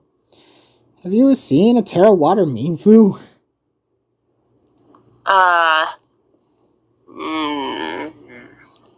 I'm trying to think if I actually have. I don't know. That's a really weird, Terra to have on Mienfoo. So... Terra Water is just a common Terra type in general, but I don't know if I've seen it on Mienfoo. I mean, it normally it would be detrimental because fungus exists, but yeah. I've seen Terra Dragon, Terra Steel. Hell, even Terra Fighting, Terra Normal. I haven't seen that. Fake Out, just more damage to Fake Out. Have you seen that? Have you seen that? Actually? I mean, there was some interesting videos I saw that used Terra Normal Mienfoo. It was really weird. So, well, those are videos. I wouldn't say those are representative of what's common. Well, I've seen it commonly enough in videos, so it's good for Fake Out damage, okay? It's good Fake Out damage. Also, Ghost. Ghost wouldn't be a problem. So, Buizel died to its own Wave Crash on turn 13, sacking the Lotad against the Vullaby, who died to its own Brave Bird. And then we saw the Fungus got frozen by Psyduck on turn 15, while Gothita Terra Steeled to sub up, Terra Steel sub up, beating the Fungus, of course, on turn 26, as it remained frozen until it wasn't, dying to its stored power. And Torchic also died to the thing, to the Gothita. Before Mienfoo killed it, setting up the sword stance, while Riolu used Prankster Copycat to beat said Mienfoo to win Teemo the game. Funny ending. It was very funny. But it works. Good job, Teemo. You Memoed. You live up to your name. Alright, next up we have Monotype. And this wasn't surprising in the slightest. Don't you think? Which mono game is this? Ryosoken versus Twink Twink. You can just say Twinkie. Twinkie Dinky. Alright, so... Hey. Twinkie versus Ryosoken. Wall Fire Fairy versus Fighting. LOL. Alright, so Azumarill killed Great Tusk early on, as Urshifu failed to kill it with Surging Strikes, as Azumarill O-coded it in return on turn 4. Gallade crit killed the Primarina before dying to Iron Valiant. Nice meeting of the minds there between Gallade and Iron Valiant. What is that symbolism like? Then we saw the Klefki set up screens, allowing Fluttermane to Moonblast and kill the remaining mons for Twinkie Dinky to win. Any other thoughts? Not really. I mean, better, more experienced mono player with a type advantage. An overwhelming type advantage at that. Fighting versus Fairy. Yeah, I mean, there's no way that was gonna be lost. Next up, we have a best of 3, which we are not gonna cover all 3 because we're stubborn like that. We're only gonna cover the one game, where Choice Bad Kiram managed to beat Icy Penguin. Why did they play best of 3? Maybe it's just CBK wanting. I don't know. Maybe it's just CBK wanting to show up that, yeah, I can beat someone 3 times. Alright, so Ogre Pond watered as Smeargle was roared out by Incineroar, who blocked its spore attempt on turn 5 via safety goggles, roaring out Corviknight as Smeargle baton passed to Raging Bolt, while CBK's Ogre Pond killed Ices on turn 7 with a crit. Horn Leech. Then we saw the Raging Bolt, Oko, the Sinistra, while Corviknight set up and power tripped Cresselia on turn 11. Then who killed Raging Bolt before dying to Corviknight. I just want to say I don't think the crit Horn Leech mattered. I mean, that's a super effective Horn Leech. Why would the crit matter? Oh, that's right, because he wasn't boosted defense, he was boosted special defense. So, yeah, I guess it wouldn't matter. So, we have the Raging Bolt, who went wild for a while. Diancie killed the Smeargle soon after that. Then we saw the Corviknight defeat the Ogerpon with Clefairy healing it. And it looked like Icy Penguin was going to win with this Corviknight. Before Diancie did the unthinkable after Landorus died, that the crit kill by the Diancie allowed CBK to win against the Corviknight. I'd say it's a pretty strong I think it's a pretty strong possibility that CBK was winning that anyway without crit. Because body press would do a lot more than Corviknight's thing. Well, that probably, but also the fact that Icy wasn't able to heal because body press would do a lot if he tried. Yeah, he was gonna the roosts. He wouldn't have been able to stall it out because CBK had more body presses. So yeah. Well, that and a body press would have done like 60 at least if super effective. Yep. Well, oh yeah, because Roost losing the flying type. Yeah. Alright, next up we have Randbats. The prince of all Talkie Talks lost to Hamboy. Hammy beating Pote, and now I'm hungry. I want ham and I want tacos. Yum. Sounds like a yummy treat. Not these two players, the food. So, game 1, we saw Dash Bun defeat the Bastiodon as it set up Iron Defense as the Dunsparce paralyzed the Slitherwing, while Altaria burned Skuntank, who was killed by Staraptor on turn 13, while the Dunsparce paralyzed the Gyarados and defeated it with Headbutt. Headbutt the Dunsparce, actually managing to get a kill off. Hilarious. Then we saw the Yanmega Terrabugged defeating Altaria. Slitherwing was sacked to Staraptor for Yanmega to Oko and crit the Scizor on turn 29, as Zangoose was crit Oko'd in return, thanks to the powerful nature of the Staraptor before, dying to its own. Then Iron Boulder dodged the Dash Bun's Play Rough, and then swept the rest for Pote to win, beating it with a Mighty Cleave. Any other thoughts? Not really. Next up is game number 2. This one was a long one. So, Mudsdale, caught the Oricorio switch in and outcoded it with Stone Edge. However, dying to a crit superpower from Malamar on turn 14, defeating it.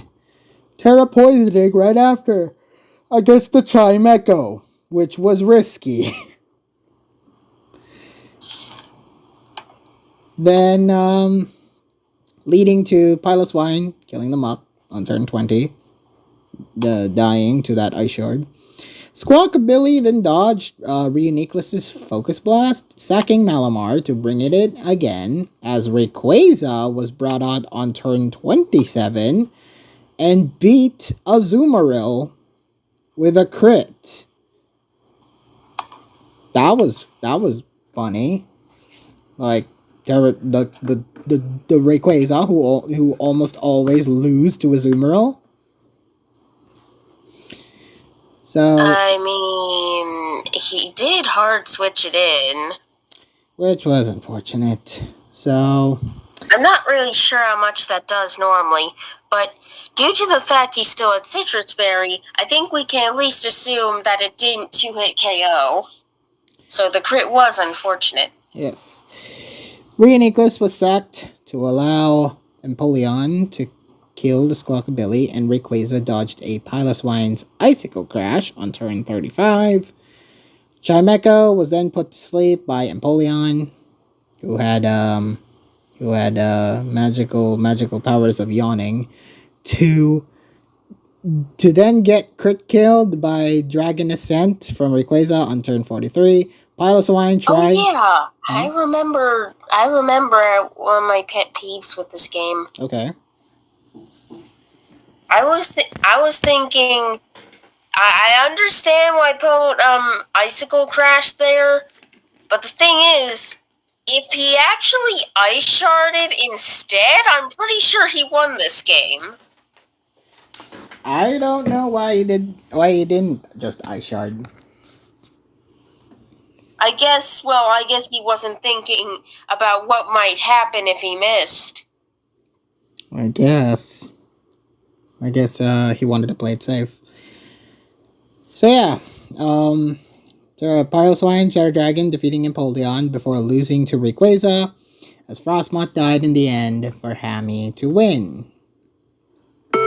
Any other pick? Yeah, he should have he should have just Ice Sharded, and well, if the Empoleon comes in, then that's not a huge issue, because you can just do what you ended up doing. And he ended up doing what he did. Yeah, because Rayquaza takes 1 Ice Shard. It doesn't take 2. Yes, it's actually tanky enough. Could you believe it? Rayquaza, Dragon Flying type, frail as frick. Well, yeah, but it's also from an Ice Shard. I know, it's Ice Shard. From a Piloswine of all things. But yeah. So game 3 happens, and we saw the Scovillain nearly killing the Spiritomb, leading to Meganium defeating Camerupt on turn 11, as Palkia burned the Gastrodon as Avalugg Hisui killed Pissimian on turn 17. Then Palkia beat Gastrodon, while Goodra defeated Meganium before losing to Spiritomb on turn 24, as Scovillain O-code Vileplume before losing to Glamora, who died to Sneasler before losing to Avalugg Avalanche for Hammy to win. Any other thoughts? Not really. You went through that really fast. Because it was just that. It was just a very back and forth game. Nothing really that much happened. It was just basic trade-off between the both of them. You know, typical Rans affair. Next up is National Dex. Nashrock versus Seth. Now this one, I think, was the first game that happened. Yes.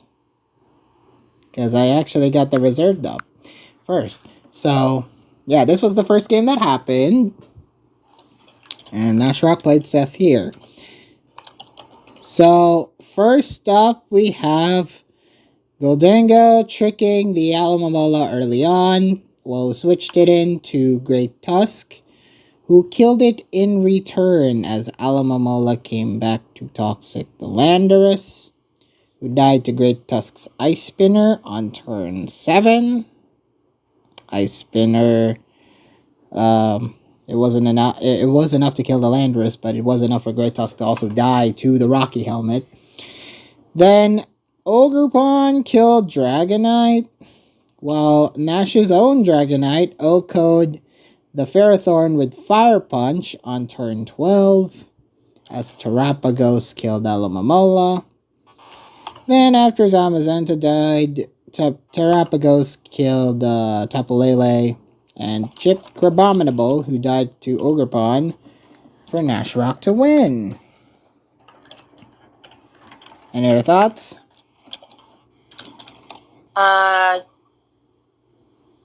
Not really.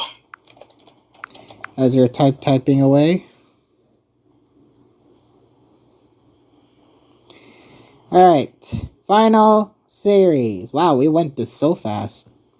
We went through it so fast. Yeah, I'm actually quite happy we're going through these as fast as we are. I mean, I always kept it to for this week. I always kept it to 2 to 3 bullet points because I don't want to really talk that much. So after last week, which was kind of nightmarish, so I actually restrained myself a little. So Cinnabar Charizards versus Pillsbury Fido boys. First. Damn it, Charizards! You had one job. You had one job, and you screwed it up against the Fidos, which gave them an opportunity. So, first off, Charizards did manage to pull off some wins. So, Zoe Cafe beat Ainscrad in a very, very long-winded game. This one was one of the longest games we've had. Didn't really have much notes to say, though, because it was just that boring. Typical Uber's affair, am I right? So, Ho-Oh was toxic. Didn't really much happen on the first 16 turns. Ho-Oh was toxic on turn 17 by the Eternatus, leading to Arceus Water chipping it before dying to poison on turn 25, before getting poisoning back by Eternatus, who Terra Fairy'd on turn 42 to block Ainz' own Eternatus' attack as a toxic, the Tinglu. Then Koraidon defeated Arceus Ground on turn 49 for losing to Eternatus, who missed Toxic on Ho-Oh before dying to its Brave Bird on turn 55, while Koraidon beat Tinglu and Alamomola. And Alamomola ended up healing up Koraidon with the Wish, who killed Ho-Oh on turn 104, and Ditto was sacked. Yeah, nothing really much happens after a while because it was just 3-on-3. Zoe Cafe had Hazard still against him, but they still have Alamomola, which practically healed everything else. Ditto was sacked in turn 100 after turn 104. And Koraidon and Alamomola just played each other well in the end, with the former crit killing Ditto on turn 127 before Ainz eventually forfeited.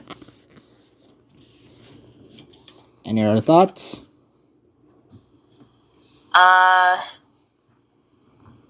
Not really. I sped run through 129 turn game.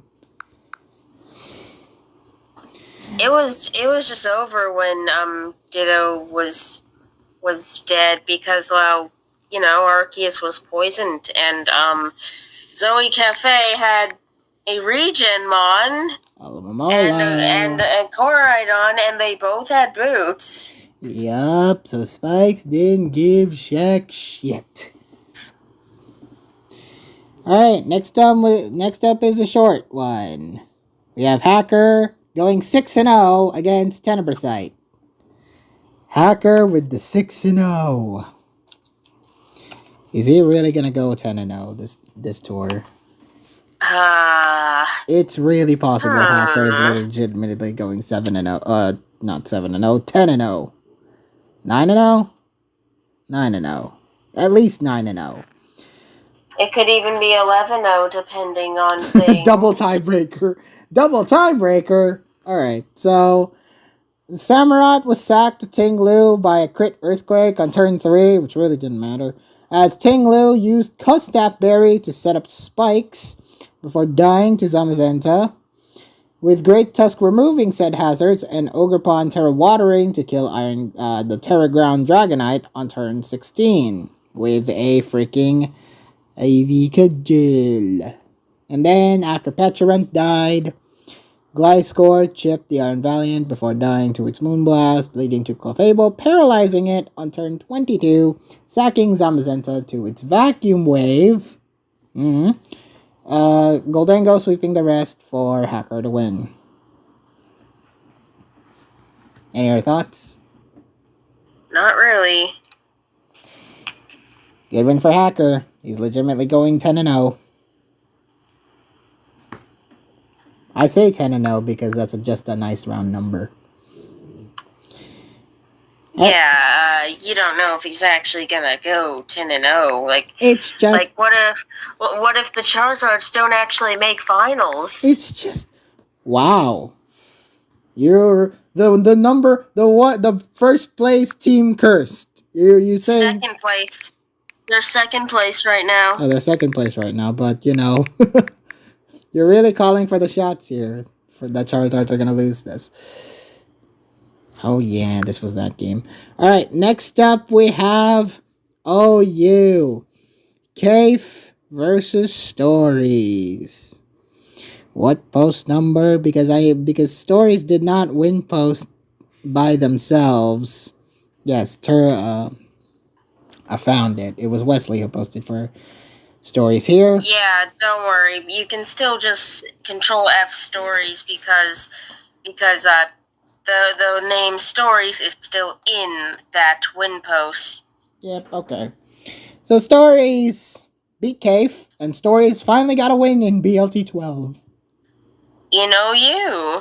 In OU, of all things. So,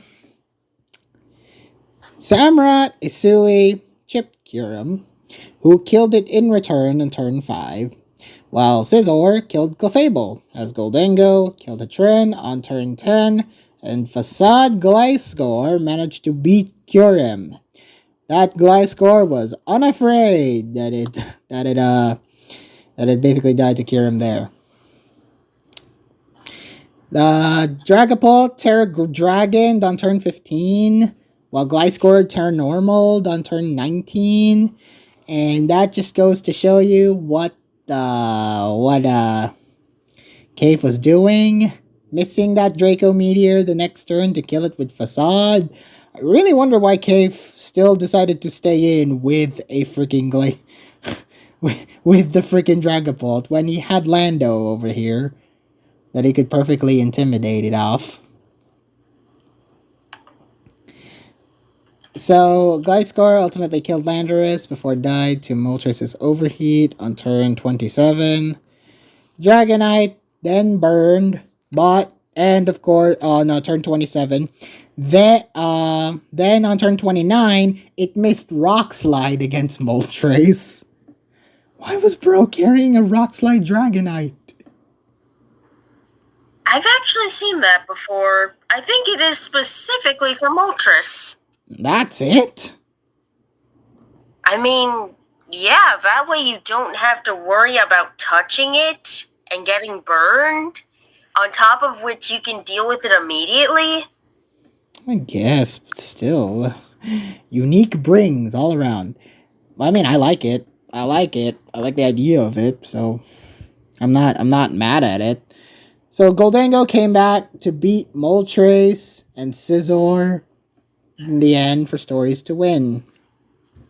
I was a little confused as to why Cave decided to hard switch Moltres into the Goldengo. I don't know. I really, really don't know. In fact, although the Gliscor missing that Draco Meteor was pretty was pretty bad. The Dragapult. I mean the Dragapult, yes. The Dragapult missing the Draco The Meteor. guys were avoiding the Draco Meteor. He dodged that Draco like a champ. And, because it Terra Dragoned, instead of, switching to Lando, we just beat it with Facade. So, yeah, good win for stories. Next up is Yu Zozowawa beating Seraph. Oh yeah. The fact that Stories' name for her game was Queer Smog. Smog. Yeah, sorry, I had Smogan on my mind rather than the word smog. The fact that her name was Queer Smog reminds me, happy Pride Month, everyone. Yeah, happy Pride Month. Alright, next up is Yo-Yo. Seraph Z versus Zozowawa. Alright, so both set up their respective hazards, while Tornadus was burned by Skeledirge on turn 5, as Hydreigon Terrasteeled on turn 19, while Tornadus missed consecutive Bleak Windstorms on turns 27 and 28, allowing Gastrodon to heal, and Latios missing a Draco Meteor on turn 31, as Hippowdon was taunted and critted by Tornadus before dying to its U-turn. Poor Seraph just got his ass handed to him by a crit, or by Hex. Yeah. Masquerada then triple axled to kill Tornadus, as Terra Poison Zoroark tried setting up Sword Stance and Trailblaze only for it to die on turn 4. Terra Poison what? Terra Poisoned Zoroark. Or no. Sir, there was no Zoroark here. Zarude, I mixed up my Zmons. Why did I put Zoroark in my notes? You put it in your notes? Yeah, apparently I put it in my notes as Zoroark. Apparently I can't tell the difference between a Zoroark and a Zarude. I thought you were just misspeaking one time thing, but then you said Zoroark a second time. I'm like, huh? Okay, you put it in your notes. Yes, I actually did put it in my notes. It's a Zarude, not a Zoroark. I should be looking. Alright, so that was a funny misstep on my part, but yeah, poor Seraph, he got screwed over by the Zarude dying to the Masquerada. Zoroark Dada. Imagine that. I mean, isn't that kind of the plot of the Zoroark movie? Yes, it was. That movie was awful, though. That movie was bad. Watch my Pokemon tier list video. Watch my Pokemon movie tier list video for more thoughts on that. Okay, something I don't get. Why did Seraph use jungle healing on turn 46? Well, never mind. I understand why now. Why? There's a Rocky Helmet Skarmory in the back. Ah. So he was probably thinking Zozowawa was gonna switch that in so the Zarude would die. Yeah. However, Zozowawa is not that skilled as to think of that. Wow. The call out by this woman. Alright. So, yeah. Zozowawa still managed to win because Seraph Z got screwed over by hacks. And yeah, that happened. Next up is RU. Joel X Leaf beating Phantomistics. In a game of all time. What was this game? Alright, so Mousehold died to Slowbro's Rocky helmet on turn 1.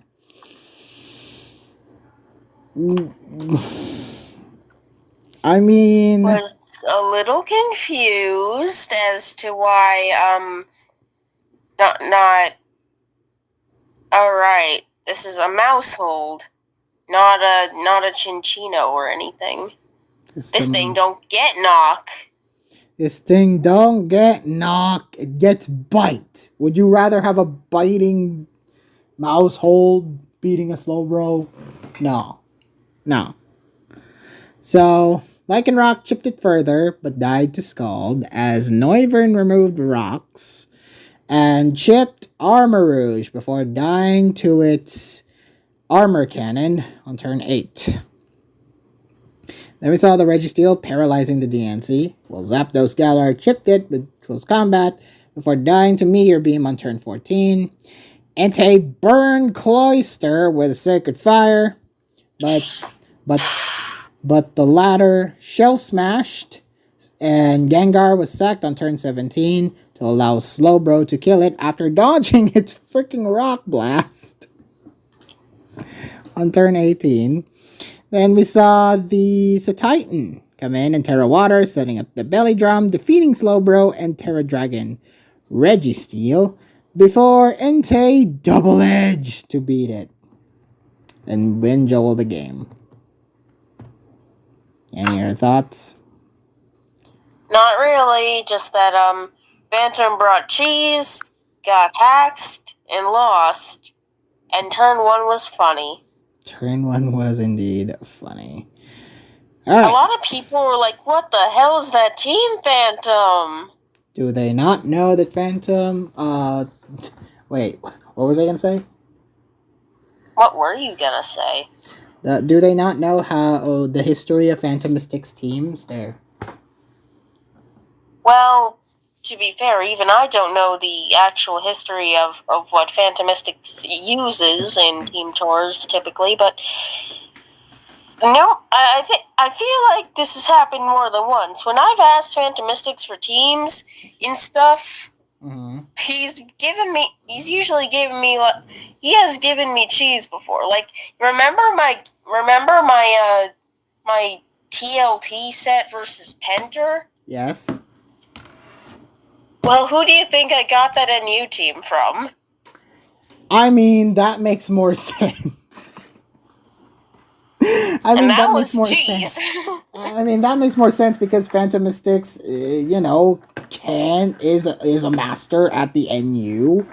So it makes sense that he would bring some sort of cheese. Well, he would pass you some sort of cheese.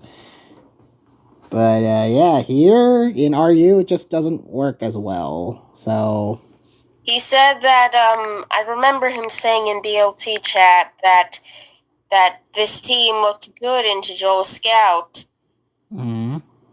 And, well, it was good into it. It's just he got unlucky. He got very unlucky and lost. Alright, next up is new. Shinjaneer versus Ninja. Shinjaneer undefeated? Yeah. Yes, he is. What a goat. What a goat. I would love to change that, though.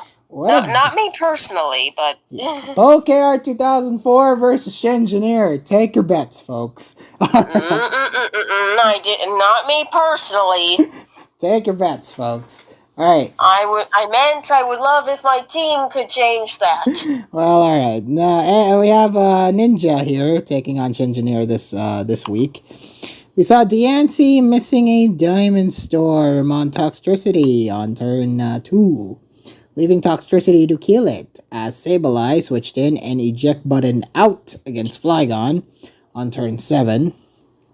Then that must be a banded Flygon. That did so much to Sableye. 95%.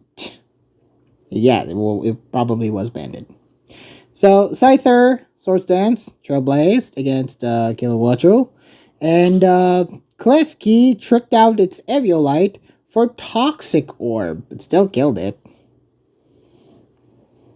And then, after Scyther died, We saw the Dreadnought setting up the Shield Smash, defeating the Dunspars before Ninja forfeited.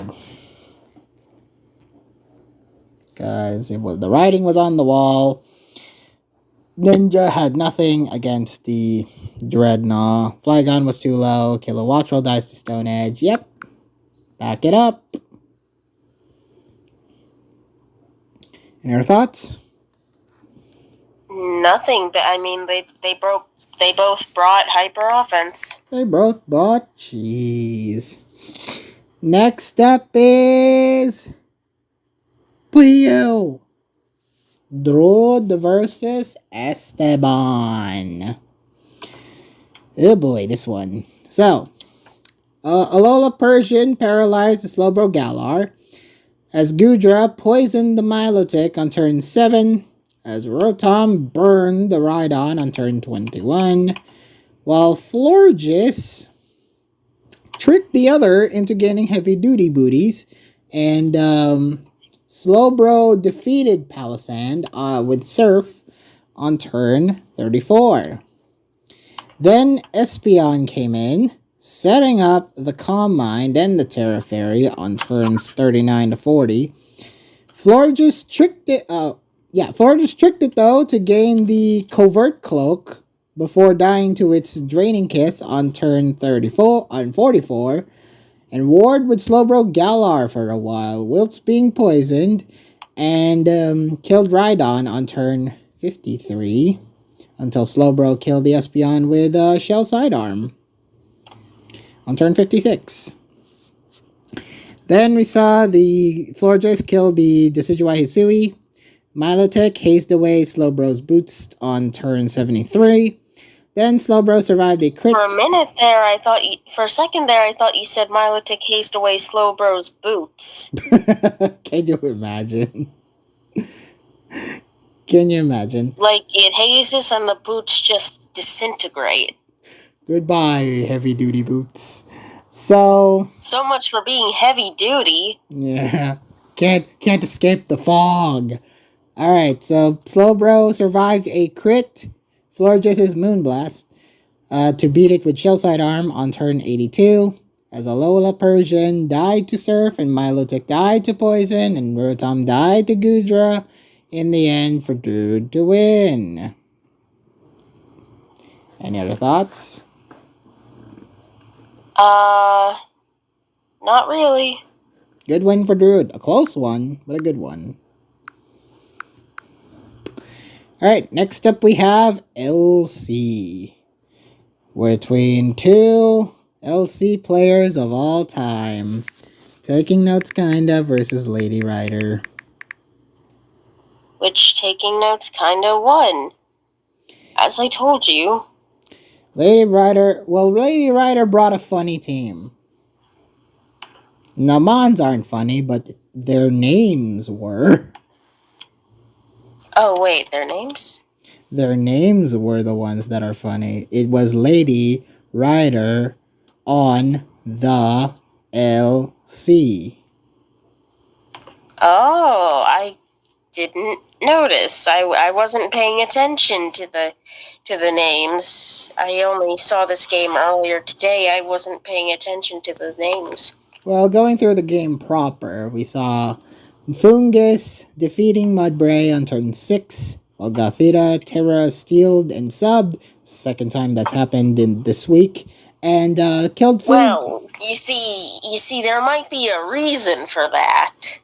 Gothita Terra Steel is known to be the Fungus killer. It's not just the Fungus killer.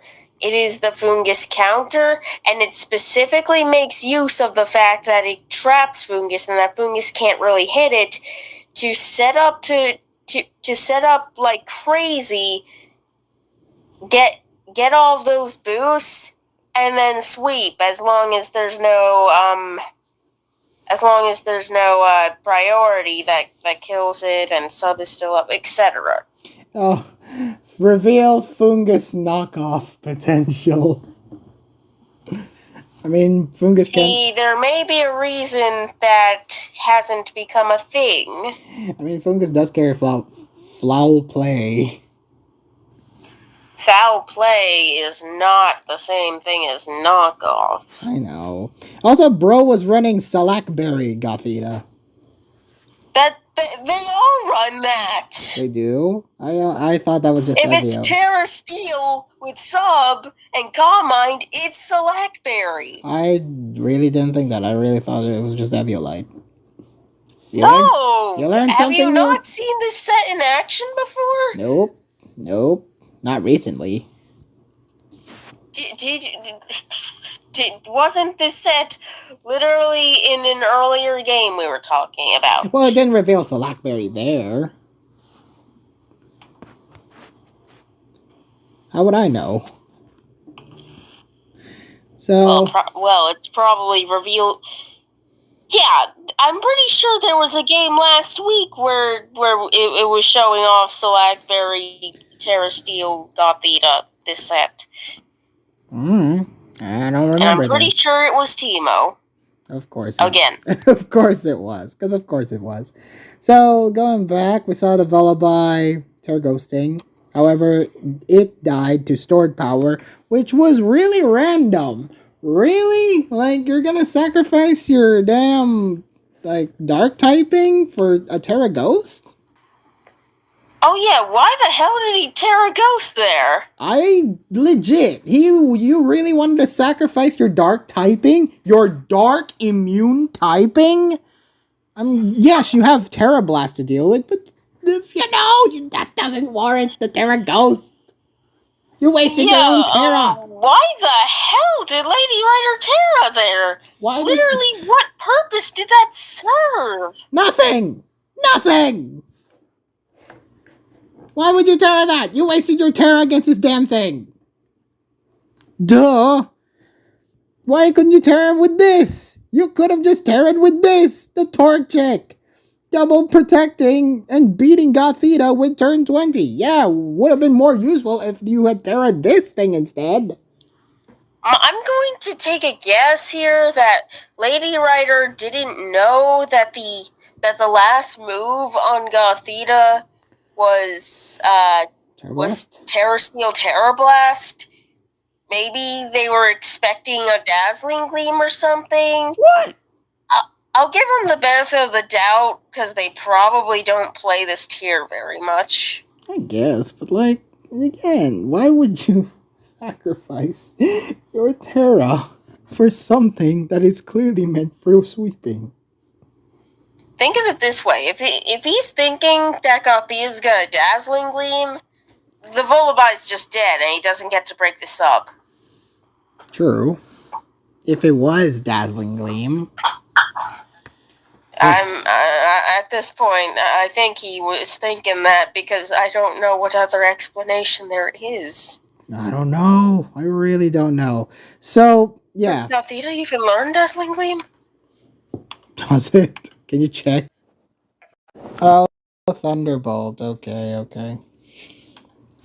But still, Yeah, whoops. Okay, so, yeah. Yeah, no, it doesn't learn Dazzling Gleam. My bad. But it does learn Thunderbolt, as we're both well aware, so... Yes. Yeah, Lady Rider was probably thinking it was gonna use Thunderbolt. Odd, but sure, I'll give them the benefit of the doubt if it was. But still a wasteful Terra nonetheless, because you could have Terra'd the Torchic instead. I think this is a bit of a giveaway that Lady Rider doesn't play this tier and is thus likely unfamiliar with this Gothita set. Unfortunate. Well, Lady Rider did not have the luck going their way either, because Torchic missed the Fire Blast against Gothita.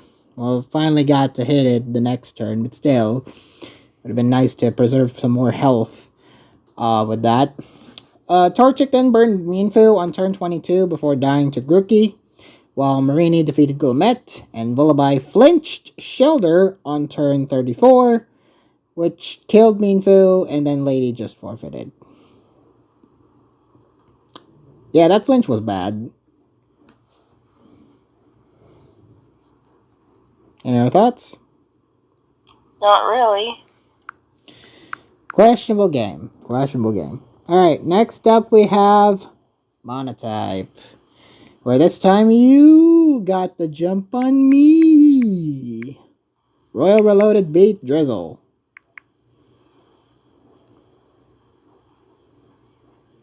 Was this the one we live reacted to?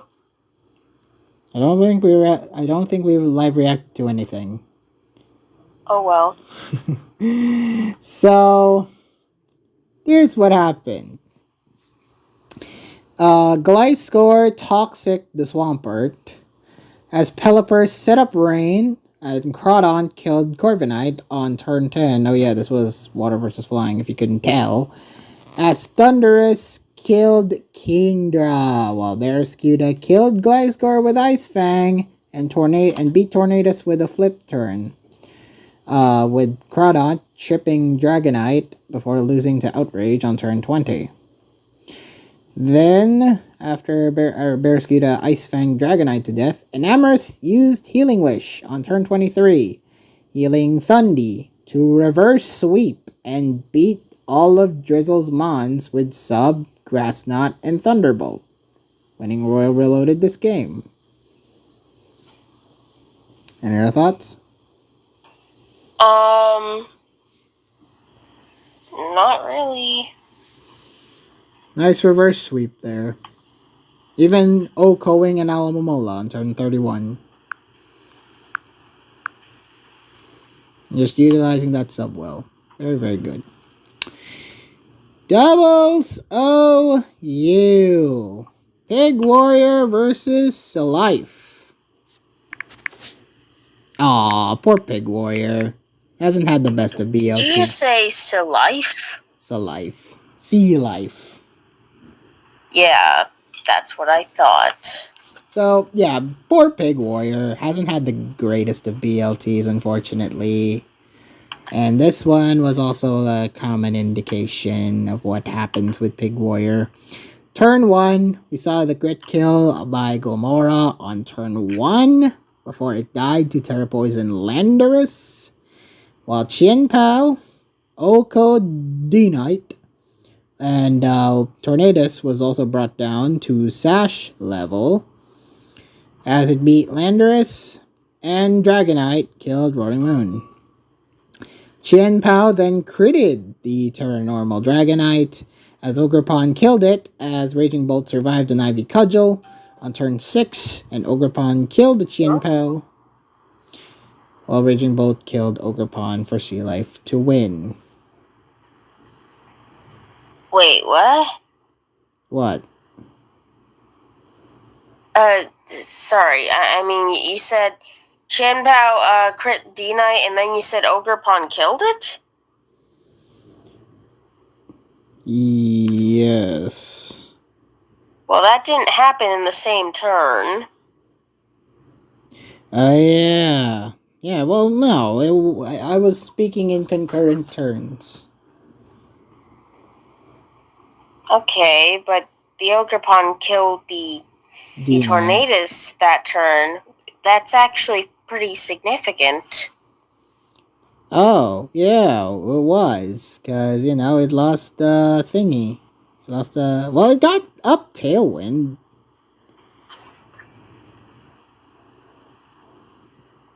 Oh, yeah, because it outsped. That's right. Yeah, because the freaking Ogerpon outsped D-Knight.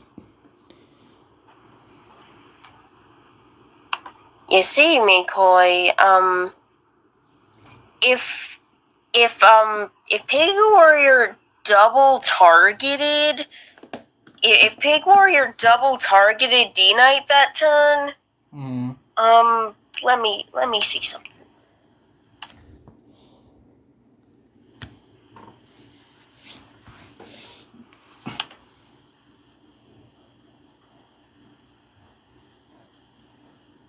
Yeah, I think they just should have double targeted D-Knight that turn, because that way Chien Pao wouldn't have lost its sash, and And And not only that, but Shenpao naturally outspeeds Tornadus, since both are under Tailwind. Yes. If Pig Warrior simply saw the Tailwind coming, he might have known to just simply double target D-Knight to make sure that thing is dead. Yep. Okay, fair enough. I mean, I guess he didn't expect the Terra. Yeah, I don't think so either. But like, I think it's still better to double target it just in case, because if it does Terra, this way you guarantee it dies. And if it doesn't Terra, well, it's dead, and the Ivy Cudgel goes into Tornadus. Which still kills it, but D-Knight still lives. That way you have Shenpao at full, and Ogerpon also at full, defeating versus Tornadus and Raging Bolt. Yeah, and in the end, though, it was over. And then once you have that going on, well, you can just kill the Tornadus, assuming it doesn't protect that turn. Mm-hmm. And you can probably just attack the Raging Bolt with Ogerpon with whatever hits hardest. Mm-hmm. Or if Pig Warrior were to predict that Tornadus protects, which honestly I don't know if it really would need to. Mm-hmm. Or I don't know if that would be a good idea. But if he predicts it protecting, well, then he can just double target the Raging Bolt and it's probably dead. Yeah. So, yeah, good analysis there, Pokeyard. So, yeah, excellent playing by Sea Life. Still managed to clutch away with a win there. So. And you see, if Tornadus doesn't protect and Pig Warrior just kills it and the Raging Bolt gets an attack off on Shenpao, well, if he double targeted Dragonite earlier, the Shenpao would still have its sash up, so it's not gonna die in one hit, and Pig Warrior's Ogerpon is Follow Me, so he can't Thunderclap the Shenpao either. Oh no, that would be dangerous to play. So, well done to Sea Life for absolutely taking it to the mark and ultimately proving himself better. Next up is Ranbats. Jordan versus Dunox. Jordan, no! Well, we talk about players that age. Well, I think Jordan has probably caught up in age. Also got kind of screwed over here with the MU in the Rans games. So, game 1, we saw Delphox set up and defeat Bronzong on turn 6 as Chansey Terragosted to block Magnezone's Body Press attempts on turn 13, healing itself up. Which was honestly a pretty nice Terra at the time. Mm-hmm. Quite detrimental later on, though. As we saw the Zangoose crit killing Virizion shortly after. Then we saw Quaquaval defeating Mandibuzz before losing to Altaria. Then the Dunsparce set up Coil whilst being paralyzed and swept Jordan's team. Wait. What you were just saying about Quaquaval, what turn was that? Quaquaval defeating Mandibuzz before losing to Altaria. That was turn 18? 18. Okay. You have things to say. So something I don't get. Why did he close combat? Dark typing? Because he was thinking. Why did he not Aqua Step? I don't know if this. Actually, no. This Quaquaval set must carry Aqua Step. I would think all Quaquaval sets should carry Aqua Step. Yeah. It's pretty much its best move. It is pretty much its best move. Works well with Moxie. And enables you to beat that Altaria, maybe. Outspeed it. And, Ice Spinner? Ice Spinner. Or Triple Axle. Oh, that too. So, although there's no guarantee that sort of thing would happen, because I'm noticing this Quaquaval was not Life Orb. It's not. Probably his choice. That's what I mean. It was likely choiced. Choice banded? Probably. I think that's the common choice set in Rans. So yeah, you saw the Dunsparce absolutely eating up Jordan's team very well. Even Tur ghosting it. So, yeah. That was unfortunate. And we saw game 2, where we saw the Cricketoon getting paralyzed by Regigigas, dying to its body slam shortly after on turn 6. Chandelure killed Bayonet on turn 9, while Burn Malamar as it died, allowing Rotom to trick Venomoth and sacked Zebstrika. That Burn Malamar was bad. But Malamar did rest. Yeah. But that Malamar did rest up to heal its burn. Even Turf fighting on turn 22. However, okay, something I don't get though. Oh no. Why did Jordan switch out Malamar on turn 8? I don't know. It's not as though Shandy was faster. It was webbed. It was webbed. Yeah, and then he sends in Bayonet, and then even more weird to me, why did he Shadow Sneak? Just to get in some chip, I guess. From Malamar. Dude, you outspeed it! Yeah. Jordan didn't play this ultimately too well, because Malamar was put to sleep then by Venomoth. Then letting Florges kill it in return, leaving it to Delibird to, try to kill it, but died to its Florges. Dodrio apparently was Dunox's last mon. Oh. Which, yeah, I don't think Jordan was winning this either way.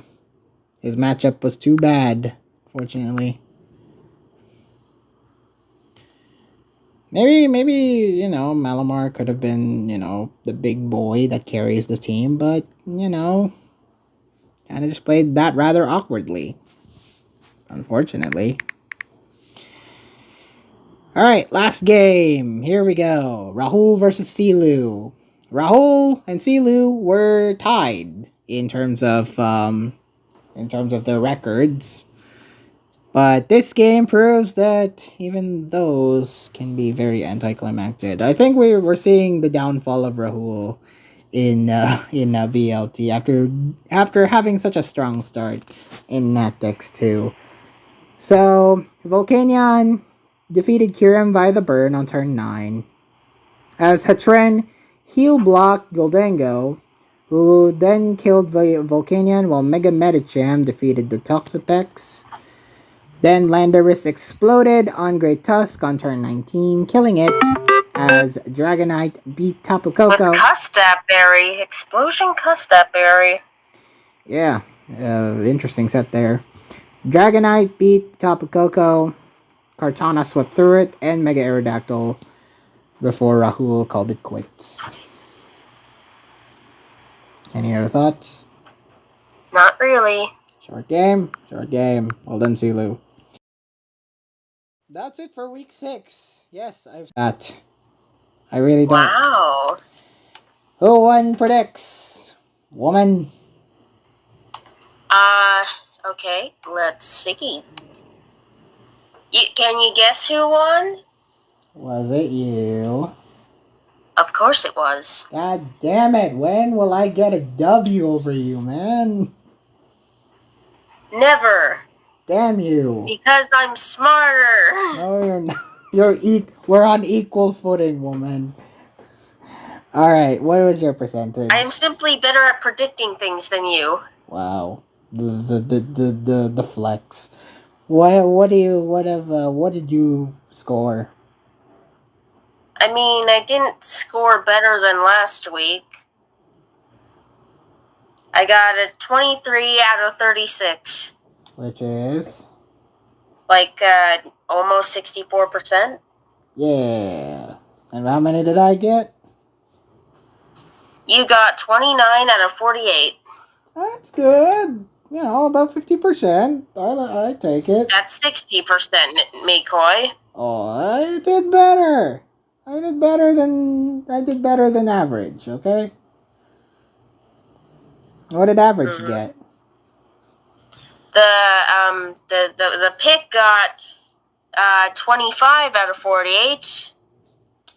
That's above half. Barely above half. Yep. 52%. Okay. So that was week 6. Now we move on to the final week before playoffs. Week 7. Which, it's crucial time. And let me bring up something really quick. The Fragments gave a pretty fair analysis on what the implications are for what BLT is going to look like after week 7. So Pangoros are up 9 points, Charizards are at 8 points, Rufflets and Fidos are currently tied with 7 points, but Rufflets do have a better differential. Jirachis are at 6 points, Lapras 5, Moons 4, Screams 2.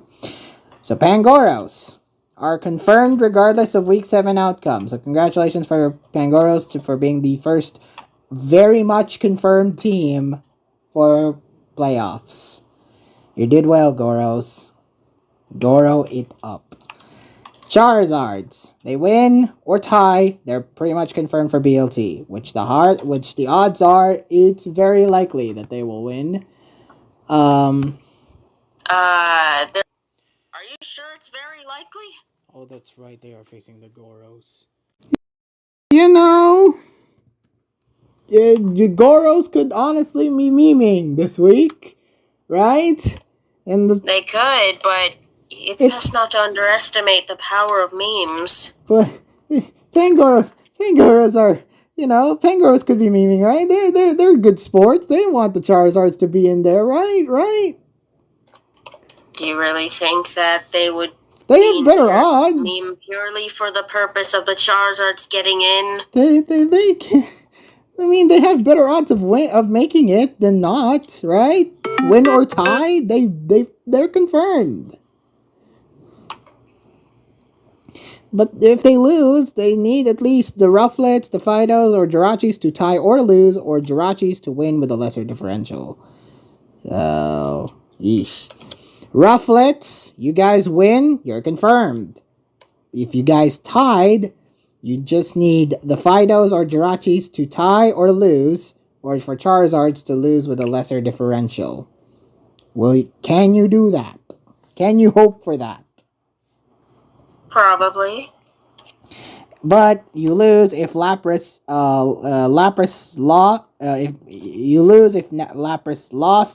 or Fidos lose with a lesser differential, or if Jirachi's tied or lost, you guys lost. You've stumbled. Then Fidos, you win, you're confirmed. But if the Charizards, but if you guys tied, you need either the Lapras or the Charizards to tie to lose actually with a lesser differential, or for Jirachis to tie or lose. Then you Fidos, if you guys lose, you need Rufflets to lose with a lesser differential, and for Jirachis to lose. Jirachis, you need the Charizards to lose with a lesser differential, or for Rufflets or Fidos to tie or lose, and you need Rufflets to lose with a lesser differential, or for Fidos to lose, or Fidos to lose with a lesser differential, or Lapras to win with a lesser differential. It's on the screen. Lapras, you guys are in the worst position right now as the only upstanding the lowest ranked team still eligible for playoffs for BLT. If you guys tie, you're eliminated. If you guys lose, you're eliminated. But you need a big upset.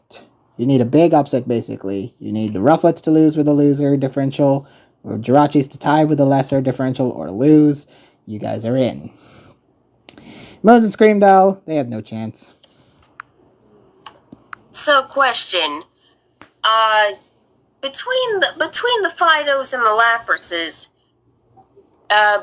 which one winning would be better for us Rufflets? Laprases, probably. Okay. So, I can't think right now, so I don't know what the actual right answer is, but you know. No, you're probably right, because that would mean the Fidos can't pass us. Yeah, I guess. So, you know, it's all to play for. It's really just a horse race between 3 teams. 2 to 6 can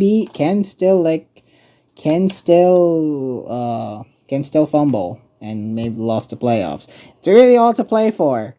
So here we go. Week 7. Shall we get on now with predicts so we can do our things? Yes, I've been waiting. Yeah. Week number 7. We have the Cinnabar Charizards versus the Primapara Goros. And Goros have already had one fricker win his game. Let's predict the other 9. I want to say 9? No, 11. Frick. I can't count. First off, we have Uber. Crazy. We're not starting off with my team for once. For once, right? So, we have Ubers. We have Zoe Cafe versus 8 Truck. Zoe. I don't know who this other guy is. Formerly known as 8124E33. That doesn't help. I have no idea either. I really don't. Zoe Cafe. Zoe Cafe. Does Pick agree? The pick agrees. Pick agrees. We're all going Zoe Cafe. OU Hacker versus Crying. Ooh. 6-0 Hacker versus Crying. Who are you going for, Pokeart? Shoot, who are you going for? I believe in the power of Hacker. He's gonna go 7-0. Dang. Who are you going for? I'll go Crying. Oh, you want Crying to be the one to break Hacker's lucky streak. Yeah. Alright. Although it's probably not the smartest of answers. I mean, it's a good shout. It is a good shout, at least. Does Pick agree? The pick says Crying. Ooh. OU, Cafe versus Batty. Daddy. Yeah, not Cafe. Cafe had a chance to impress against Stories. He did not. So Batty wins. Does Pick agree? The pick disagrees. It believes in the power of Cafe. UU, Seraph Z versus 691. What a matchup. Yeah. This one's a matchup for the ages. I'm quite excited for this one. This might be replayed at some point. If we're honest. I'd say that's likely. Yeah, this might be replayed at some point. So, who are you going for in this first outing? I'm going 691, I think. I'm going with Seraph Z. Oh. It's really a toss-up. I'm not gonna be surprised if the other guy wins. So, who's picking? The pick picks 691. Alright. Are you? Joel X Leaf versus High Naming is Hard. High naming is hard. Isn't even a question. Sorry, Joel. You beat Phantom Mystics, but I don't know. You've been struggling against the really established RU players, and High Naming is Hard is a very established RU player. So, High Naming is hard. High Naming is hard to win. Pick agrees. Yeah. And you, Dark Probs versus Django. Is this even a question, honestly? Dark Probs. Really? Huh? You thought... You thought... you were thinking Django? I was. Saying it's a question? I was thinking Django. Oh. Yeah. You were impressed? No, just between Django and Dark Probs, I'd say Django has shown better performances. You know Dark Probs has been hacked in 2 out of 3 of his games, right? I do, but like comparing their skill against each other, I'd still say Django wins. You do know Dark Probs has been hacked in 2 out of 3 games, right? I still think Django wins. You do know. I still think Django wins. Okay, kick his ass, Dark Probs. Oh, kick his ass, Django. Alright, who does pick side with? Well, it says Django. Ha! PU! Druid versus Suzuka. Oh! Quite an interesting outing, but I think I'm still going with Druid. I'm going with Druid too. Yeah. I won't be surprised if Suzuka wins. Guy's showing up. He's a good player. What does Pick say? Pick says Suzuka. It believes in the non-traditionalist way. Next up is LC. Loki fan versus Sen 34 for you. Loki fan. Yeah. Sorry, Sen. I think you've been struggling in these past couple of weeks. And Loki fan, hopefully, has had a bit of a rest and can now not get hacks. Oh, please. Loki fan to win. I say Loki fan. Does Pick agree with us? Nope. Alright. Monotype. Drizzle versus Memphis Depay. Memphis Depay. It's an interesting matchup. I kind of like it, but like, yeah, Memphis Depay. Well, although some kind of nagging feeling is telling me that's not what's gonna happen. Memphis Depay. Shrug off that nagging feeling you have. Does Pick agree? No. Damn it. Doubles OU. Ninja versus 5'5". Ninja in doubles.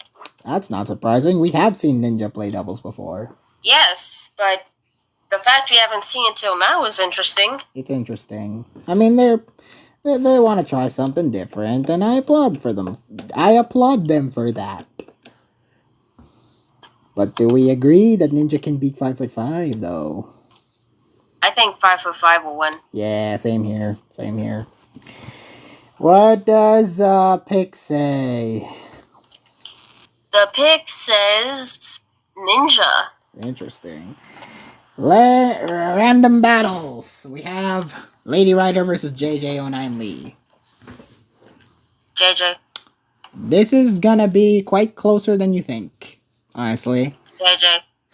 This is a close testament between two very good Rand players. JJ. I'm still going with JJ09 Lee to win, but like, don't be surprised if Lady Rider wins. Don't be surprised if Lady Rider wins. Oh, I'm gonna be surprised. Really? Yes. Alright. Does Peg agree? It agrees. With us or with Lady Rider? With us? Good. National Dex, we saw Rahul losing to Adrian. Aww. I really thought. Damn. I was thinking Rahul would win, but aww. I was also thinking Rahul would win. We're taking the L. We're taking the Rahul. Pick agree.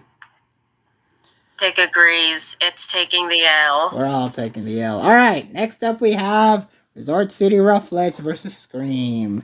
And you fuckers actually got a loss in. Just one. Just one. Just one.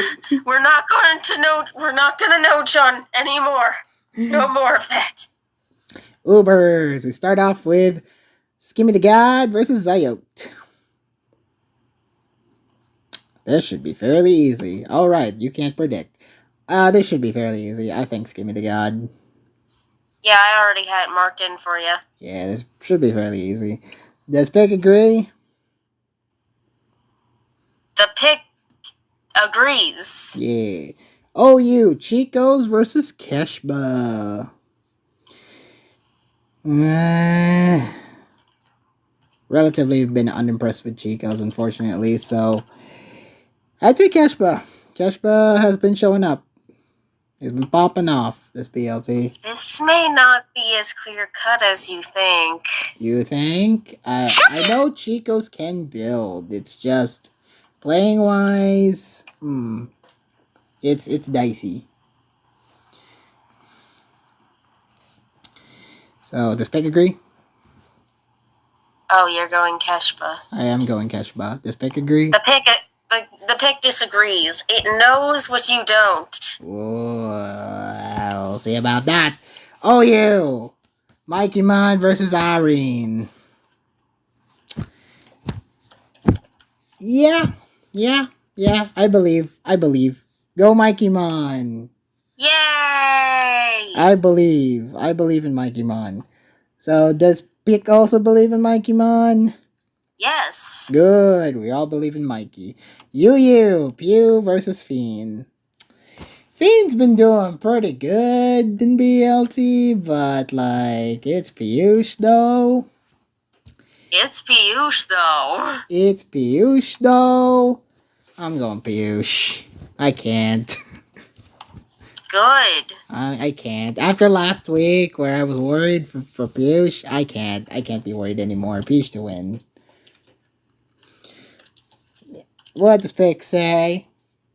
The pick agrees. Wow, it's been agreeing with a lot of you, Poke, alright?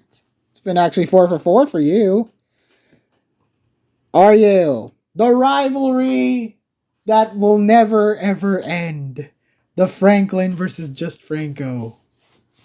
You're right. This is a rivalry that will never ever end. They literally faced each other on ladder earlier. They will never fight. And that's not even a secret because they were on their RULT alts, and both of those alts have their names in it. They knew they were fighting each other there. So who won in that RULT set? In that set? Yeah.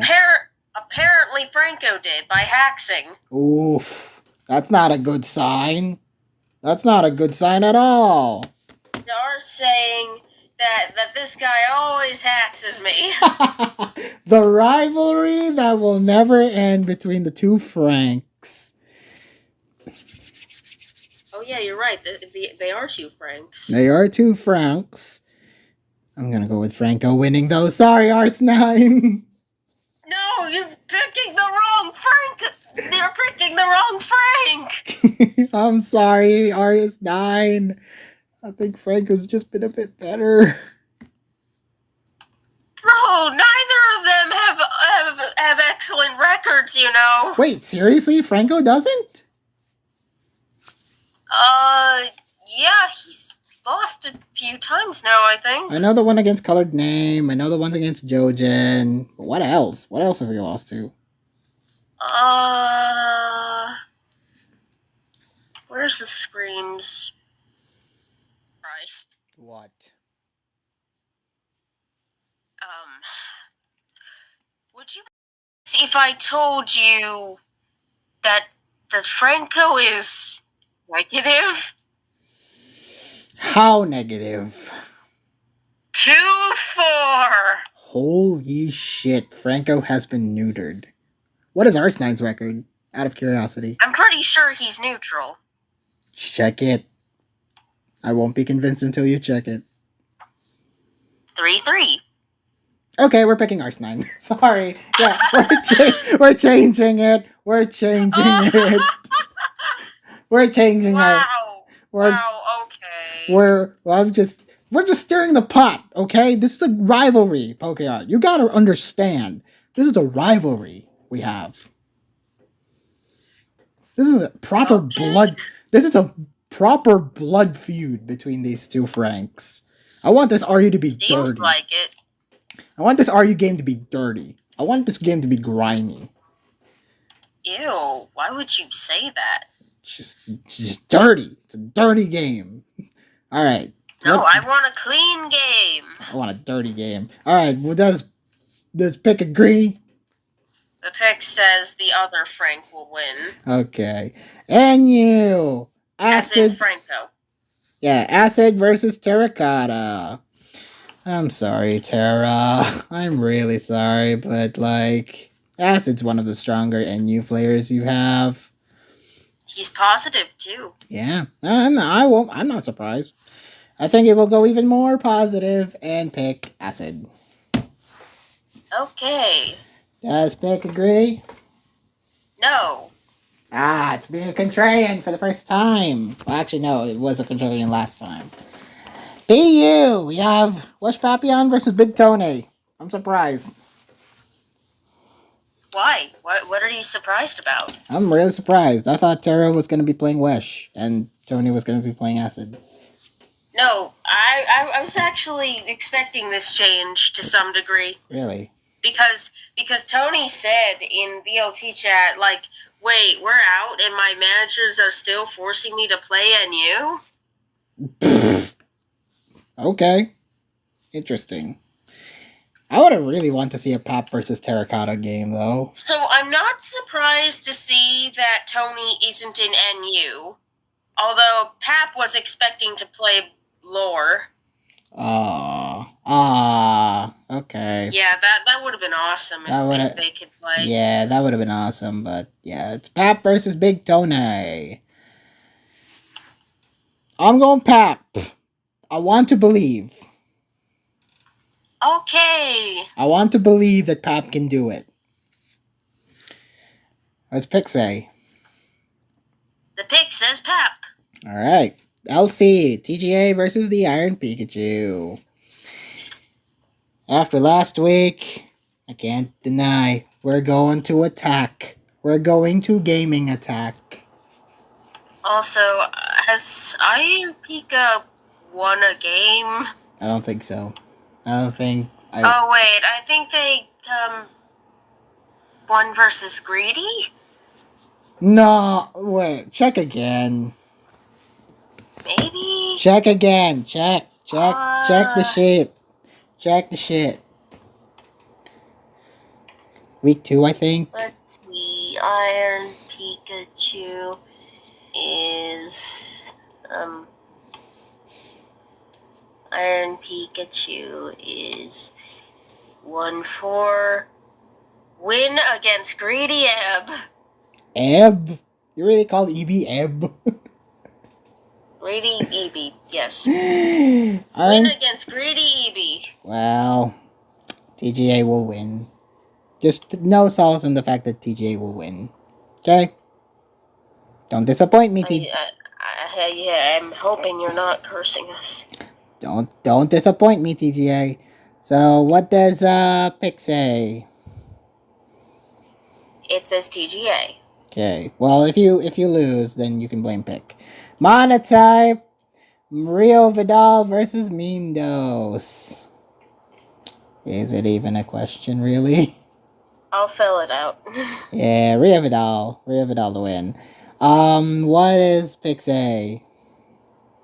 The pick says Rio Vidal. Wow, it's agreeing with a lot of you. Doubles OU, Luisin versus Jadino Bambino.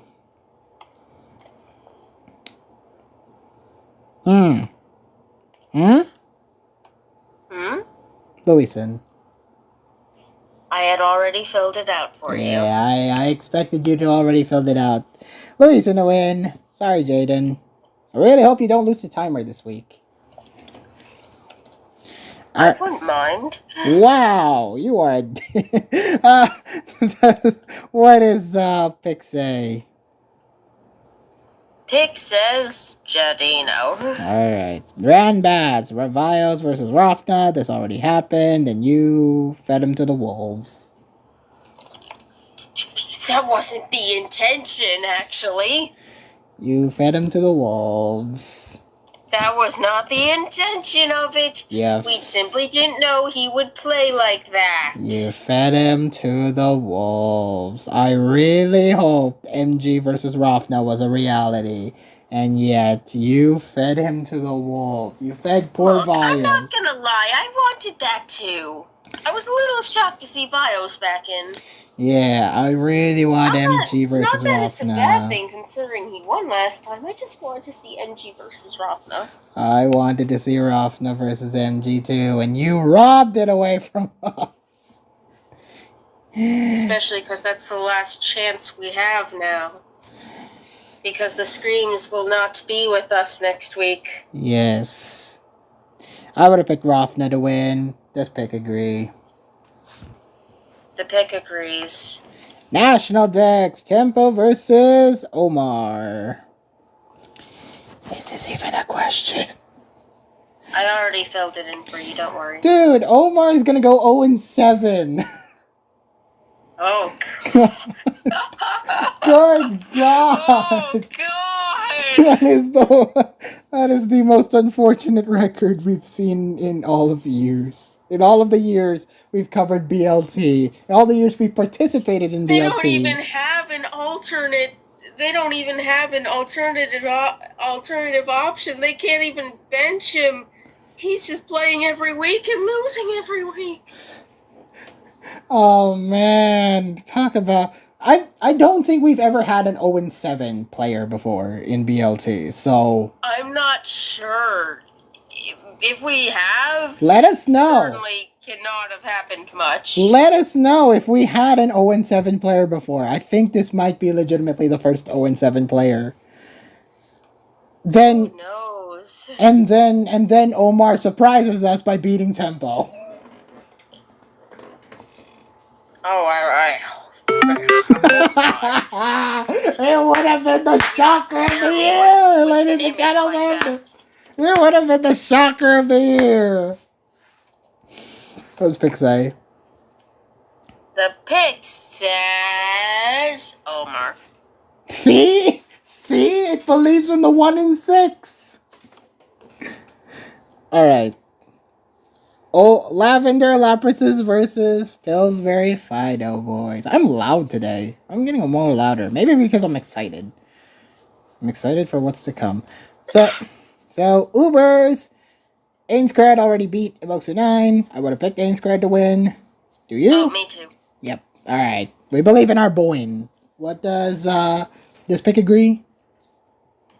The pick says Emoxu 9, so it does not agree, and it takes the L. It takes the L. Boyne, better player. OU, One Last Kiss versus Stories. Ooh, that's kind of cool. It is a very cool matchup, and with Stories finally winning last week, is this going to be a turnaround? I don't think so either. I think One Last Kiss will... Honestly, One Last Kiss, please 6-0. Please 6-0 some... Not this week, but Wait, did we cover, Nemose versus Tabersite? Not yet. Wait, I thought that was the OU one match, huh? Apparently they swapped. Oh, it's the OU2 match. Well, why does it say this here? That's interesting. I guess I wrote it down wrong. Yeah. Okay, anyway, yeah, One Last Kiss to win. Honestly, I honestly want a One Last Kiss 6-0 game, but I don't think Stories is the opponent for that. Yeah. So, one last kiss to win, regardless. One last kiss to win. Does Pick agree? No. Damn it. Next up is the OU2 game. Okay, alright. Nemose versus Tenebrasite. Tenebrasite. I think we both know where this is heading. Yep, Tenebrasite to win. Does Pick agree? The pick agrees. Yeah, okay. You. We have Ziri versus Dunox. I like this one. I like this matchup a lot. I think I like this matchup because I want to see Dunox get owned. Wow! This woman has it out against Dunox. What do you have against Dunox? You know what we have against Dunox. Listen, it was just the one. It is not just the one. You had one job. Okay. I'm going for Ziri still, but still. I'm going with Ziri as well, if you couldn't tell. This woman has it out for Dunox. Not really. I just want to see Ziri win. What do you have it out against? Oh man, I've never seen a more visceral. You know what he did. All right. So this Played picking like ass and got rewarded. That's reason enough to Yeah. want to see him lose in a clean game. Does Pick agree though? The pick agrees With Dunox? with us. Okay, good. Are you Ampha versus Taking Notes? Kinda. Ampha. Yeah. Yeah. That loss last week was pretty unfortunate. So Ampha to win. Does Pick agree? The pick agrees. Good. NU, Diamond's Realm versus Shinjineer. Freaking hell. This one's way too close to call. No, Engineer. Well, you said crying will beat Hacker and end his undefeated streak. Nah, you can't be serious. I'm picking Diamond's Realm to break Shinjineer's undefeated streak. I think you need to pick someone better. Nope. I'm going all in. This is betting man instinct, McCoy. Placing all his chips. This isn't something you want to bet on. I'm putting all my chips down. Diamond's Realm will beat Shinjineer. The way I understand this, it's MU Fisher versus MU Fisher, and Shinjineer's the better MU Fisher. Wow. This woman's spitting. Alright, so, yeah. I'm going Diamond's Realm. You're going Shinjineer. What does Pick say? Yes. It says Shinjineer because it knows it knows better than you. Woman, you also did that to me just not too many minutes ago. Alright, PU, Lenny versus Esteban. See, Leonard's back. Yeah, this is how you know the Laprases are going all out. Yeah. Well, hopefully this mid-tier section, or the lower tier section, will prove them bet. I'm going with T-Lenet. As am I. T-Lenet Goat. Does Pick agree and T-Lenet Goat? Nope. Damn it. He's going Esteban. Eternal Ocean. Well, Eternal Ocean's good. It's just not... Yeah. It's incomparable to T-Lenet, though. T-Lenet skill. LC! We got the battle of the memes. Timo versus Greedy EB. Timo. Yeah. I'm sorry, Greedy. Yeah, sorry, Greedy. I mean, I like the memes, and that week 5 against PokeArt was a meme, but... I have to mention that. But, Timo the Memo. He's going to meme. Please bring a meme team and just win. Alright, what does Pick say? Oh god, I just realized something. What? Teemo and El Cap are teaming together. Yes, because. Nothing, it's just funny. Alright, what does Pick say? The pick says Teemo. God, imagine the chat. Imagine the banter between Teemo and El Cap. Alright. Monotype. Tari versus Royal Reloaded. Ooh. This is quite the intriguing one. What are you going for? Who are you going for? Who are you going for? Who are you going for? Who are you going for? You can't see it, but I'm aiming my stuffed fur at the screen like a gun, so answer. No. Okay, gun to my head. Tari. Okay. And do you agree, though? I'm actually going Royal Reloaded. Ah, there it is. There it is. She believes in Royal Reloaded. Does Pick agree, though? It agrees with you. Yeah, Tari. Alright, doubles OU. Icy Penguin versus Sea Life. Sea Life. Yeah, sorry, Icy Penguin, but Sea Life has been the better player, honestly.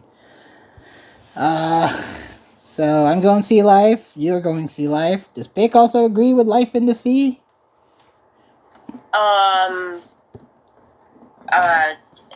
Yeah, no, it doesn't, actually. It says Icy Penguin. Wow, he wants to freeze up. Next up is Ranbats. Just Out versus Zozowawa. Oh, Just Out is back. Yes, hopefully a lot better. Hopefully he's been recharged. I hope so. We're going Just Out. I'm going Just Out. Are you? I'll go Just Out, too. Okay. Yeah, okay. What does Pick say? The pick says Zozowawa. Okay. Well, Zozowawa's been doing decently. I noticed. But, yeah. Next up is National Dex. We got Nowak versus Silu. Silu. Yeah, sorry Novaks, but I think Silu's winning this one. Does Pick agree? Yes. Ah. Now we get to Roaring Sailor Moon versus Jubilife Jirachis. Alright. Uber, Skyu versus Ice Master. Well, I think this could be a good match, but I'm going Ice Master. I am also going with the Uwu Master himself.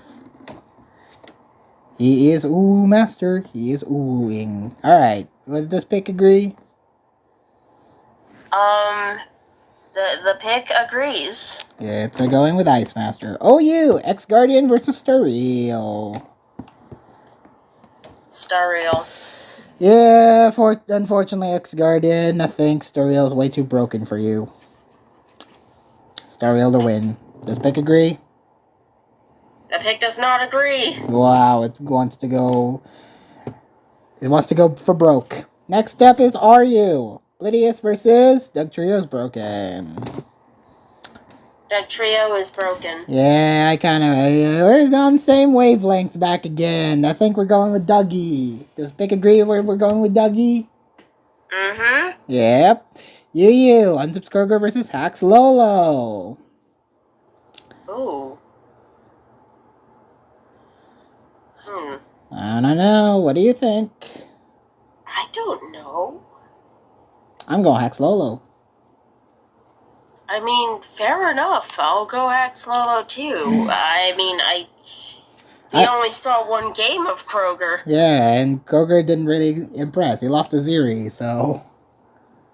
Well, see, that's kind of an easy thing to lose to Ziri. Wow. Yeah, so Hax Lolo to win. Does Pick agree? The pick does not agree. Goes Kroger. I mean, we have seen Hax Lolo win games before, too, so, yeah. They've played a lot better. RU, Colored Name versus Jojen. I mean, is this really a surprise? I filled it out for you, don't worry. Is this really a surprise? Do you agree, though? I agree. Good. Jojen to win, if you couldn't tell. Does Pick The pick agree? agrees. Alright, we're all going Jojen to win. NU, Estra versus Enzo Nana. Ooh. What do you think?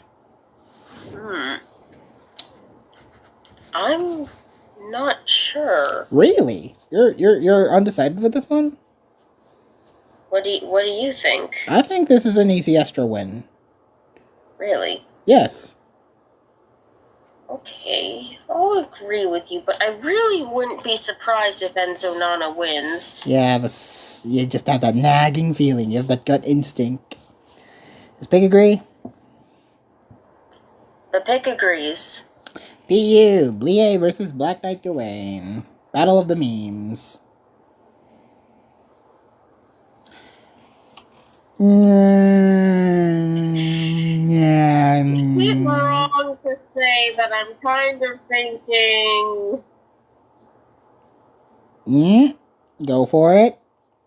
Well, let's hear what you have to say first. I mean, it's interesting though. Gawain. I mean, the game with lore for Gawain was, fairly tightly played. Blie has been picking up wins, but they've been mostly like underwhelming games. I don't know. It's 50-50 for me, but I think I'm going Gawain. Huh, we were actually thinking the same thing. It's 50-50 for me, but yeah. Alright. Does Pick agree? The pick does not agree. Did not agree with us. LC, oh god. Envy versus Geo97. Oh dear. No, Geo, no. Don't end with a neutral. This is what happens when the Jirachis don't send in a lineup. They just reuse their one from last week. Oh no, poor Geo. She's gonna get trounced on. I don't want it to happen. I really don't want it to happen. Hey, it's LC. Huh? It's LC. Yeah, I don't want it to happen. I firmly believe Geo can do it. It's just that she has Of course she can do it. It's just that she has a really, really hard opponent. She does have a difficult opponent, but that doesn't mean this is impossible. Circuit champion. And it's LC. Envy. Anything can happen in LC. I'm still going Envy to win. Well, yeah, me too. We're rooting for you, Geo. I'm rooting for you, Gio, but not your other teammates. Wow. Only Geo supremacy. So does Pick agree? Yeah, because ideally we don't want the Jirachis to win. The only Geo supremacy. Maybe Ice Master too, but yeah.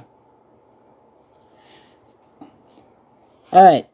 Next up is Moneta. Oh wait, you Pick. didn't ask the Pick. Does Pick agree though? The Pick does not agree. It wants to root for Geo? Yes. Yeah, it's rooting for Geo. Monotype. Twinkie versus Jack. Jack Ozzy. Ooh.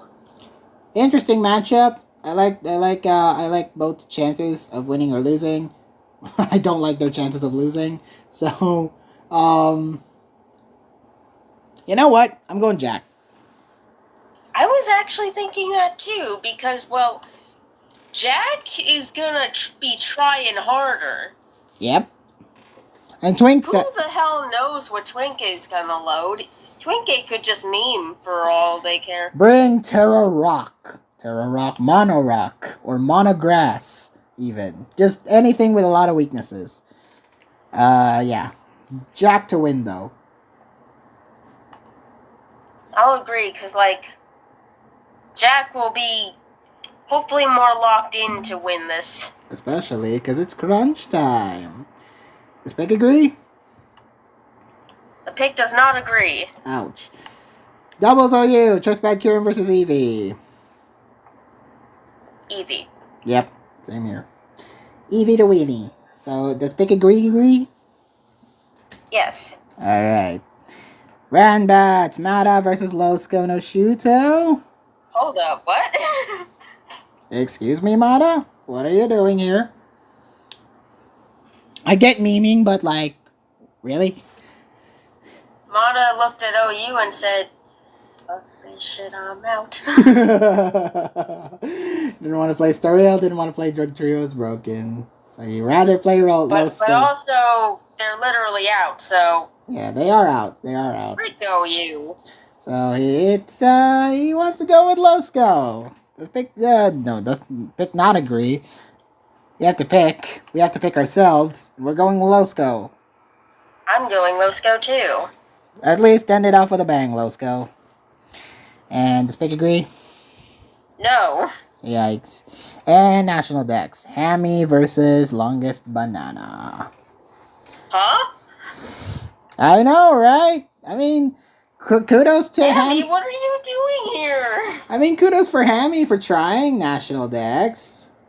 They are out. They are out. Why would you willingly try that? They are out, Poke Art. Let them do their thing. Who knows? Yeah, but why would you willingly try that? Like, why would you have fun with that? Hey, don't discredit National Dex. I do think Longest Banana will win, though. I do too. Does Peg agree? The pick does not agree. He wants to believe in the ham. Alright. So that's the end of our BLT. He wants to see a different kind of ham slam. Ham slam. We miss our ham. Rest in peace, ham.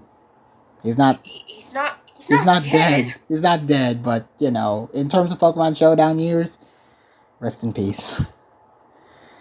So, that's the end of our BLT 12 regular season podcast. We are not gonna get 3-hour videos anymore, hopefully next week. So, thank you guys so much for watching. Please like this video, leave a comment, and subscribe. Click that notification bell so you won't miss a video as it comes out. See you next week when I'm back. Not only from my trip this week, but just Week 7 recap and semis predicts. What else do you expect? Right? Yes. Will the Rufflets make it in? Will Pokeart finally get her custom? Tune in into the next episode of Dragon BLT. You could have just said, like, Dragon Ball BLT. No, that sounds awful. You're right. I mean, they have like Dragon Ball GT, Dragon Ball Z. Well, it wouldn't even sound that far fetched, would it? That's our shitty way of saying so long, everyone. This has been McCoy signing out. Goodbye.